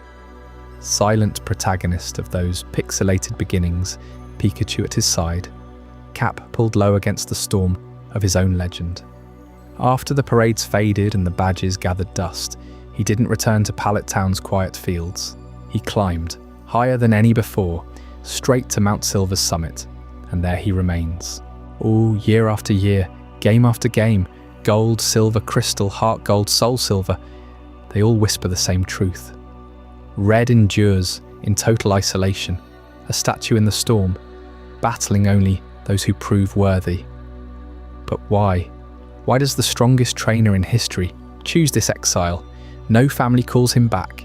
No rivals seek rematch on warmer ground. No glory pulls him down. He trains in the void, his Pokémon honed to ethereal perfection. Snorlax unmoving as the glaciers, Pikachu's thunder splitting the perpetual night. Food, shelter, survival in sub-zero gales that claim lives weekly below. Logically, it defies the world he conquered, unless the mountain isn't his prison, unless he's bound to it by something far colder than ice. Whispers began in those early forums, the dim corners of the internet where Gen 1 veterans dissected every sprite and dialogue tree. Red isn't alive up there. He's a ghost, a spectral remnant haunting the peak he claimed in life, visible only to trainers whose strength pierces the veil. Think about it. In gold and silver, you trek through fog-shrouded caves, battling shadows that test your team to breaking. The summit reveals itself only after hours of peril. No fanfare, no signpost, just him, emerging from the whiteout like a glitch in reality. No words exchanged, no heal station or save point. A battle unfolds in utter silence, his team mirroring yours in power, forcing evolution through sheer force of encounter. Defeat him, and he vanishes, not retreats, vanishes, back into the swirling snow, leaving no footprint, no echo. Try to return unprepared, and the peak stays empty, barren rock and howling void.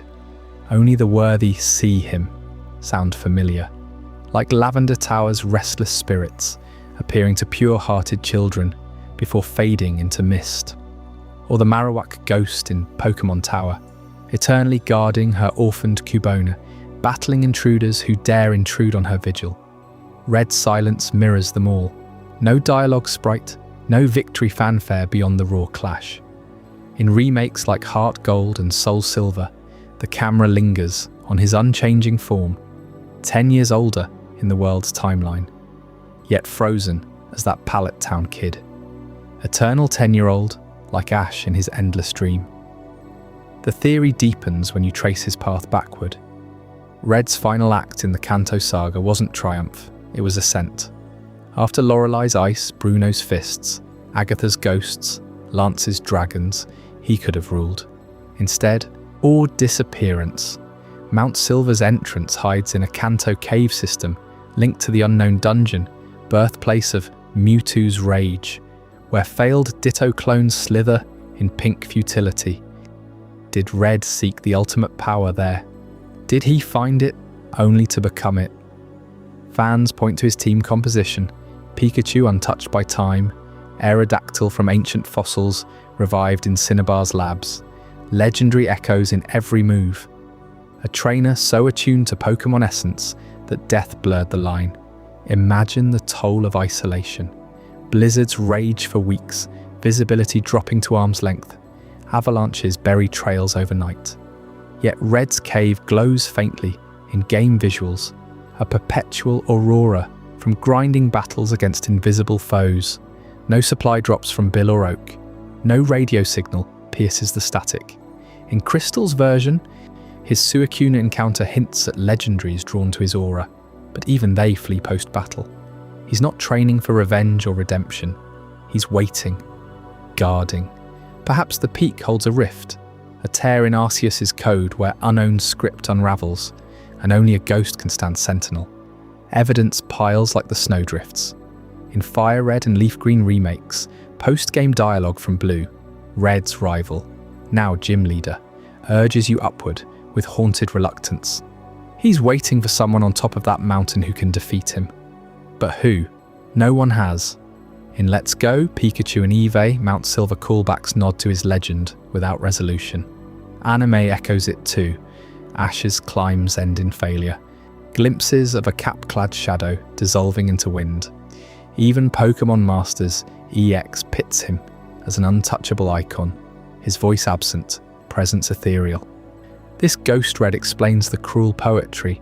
The boy who chased every Pokémon became the one no one can catch. Isolation as damnation or transcendence. Did he die in the climb? Spirit fused to the mountain like Gengar's shadow to Clefairy, haunting those strong enough to challenge eternity?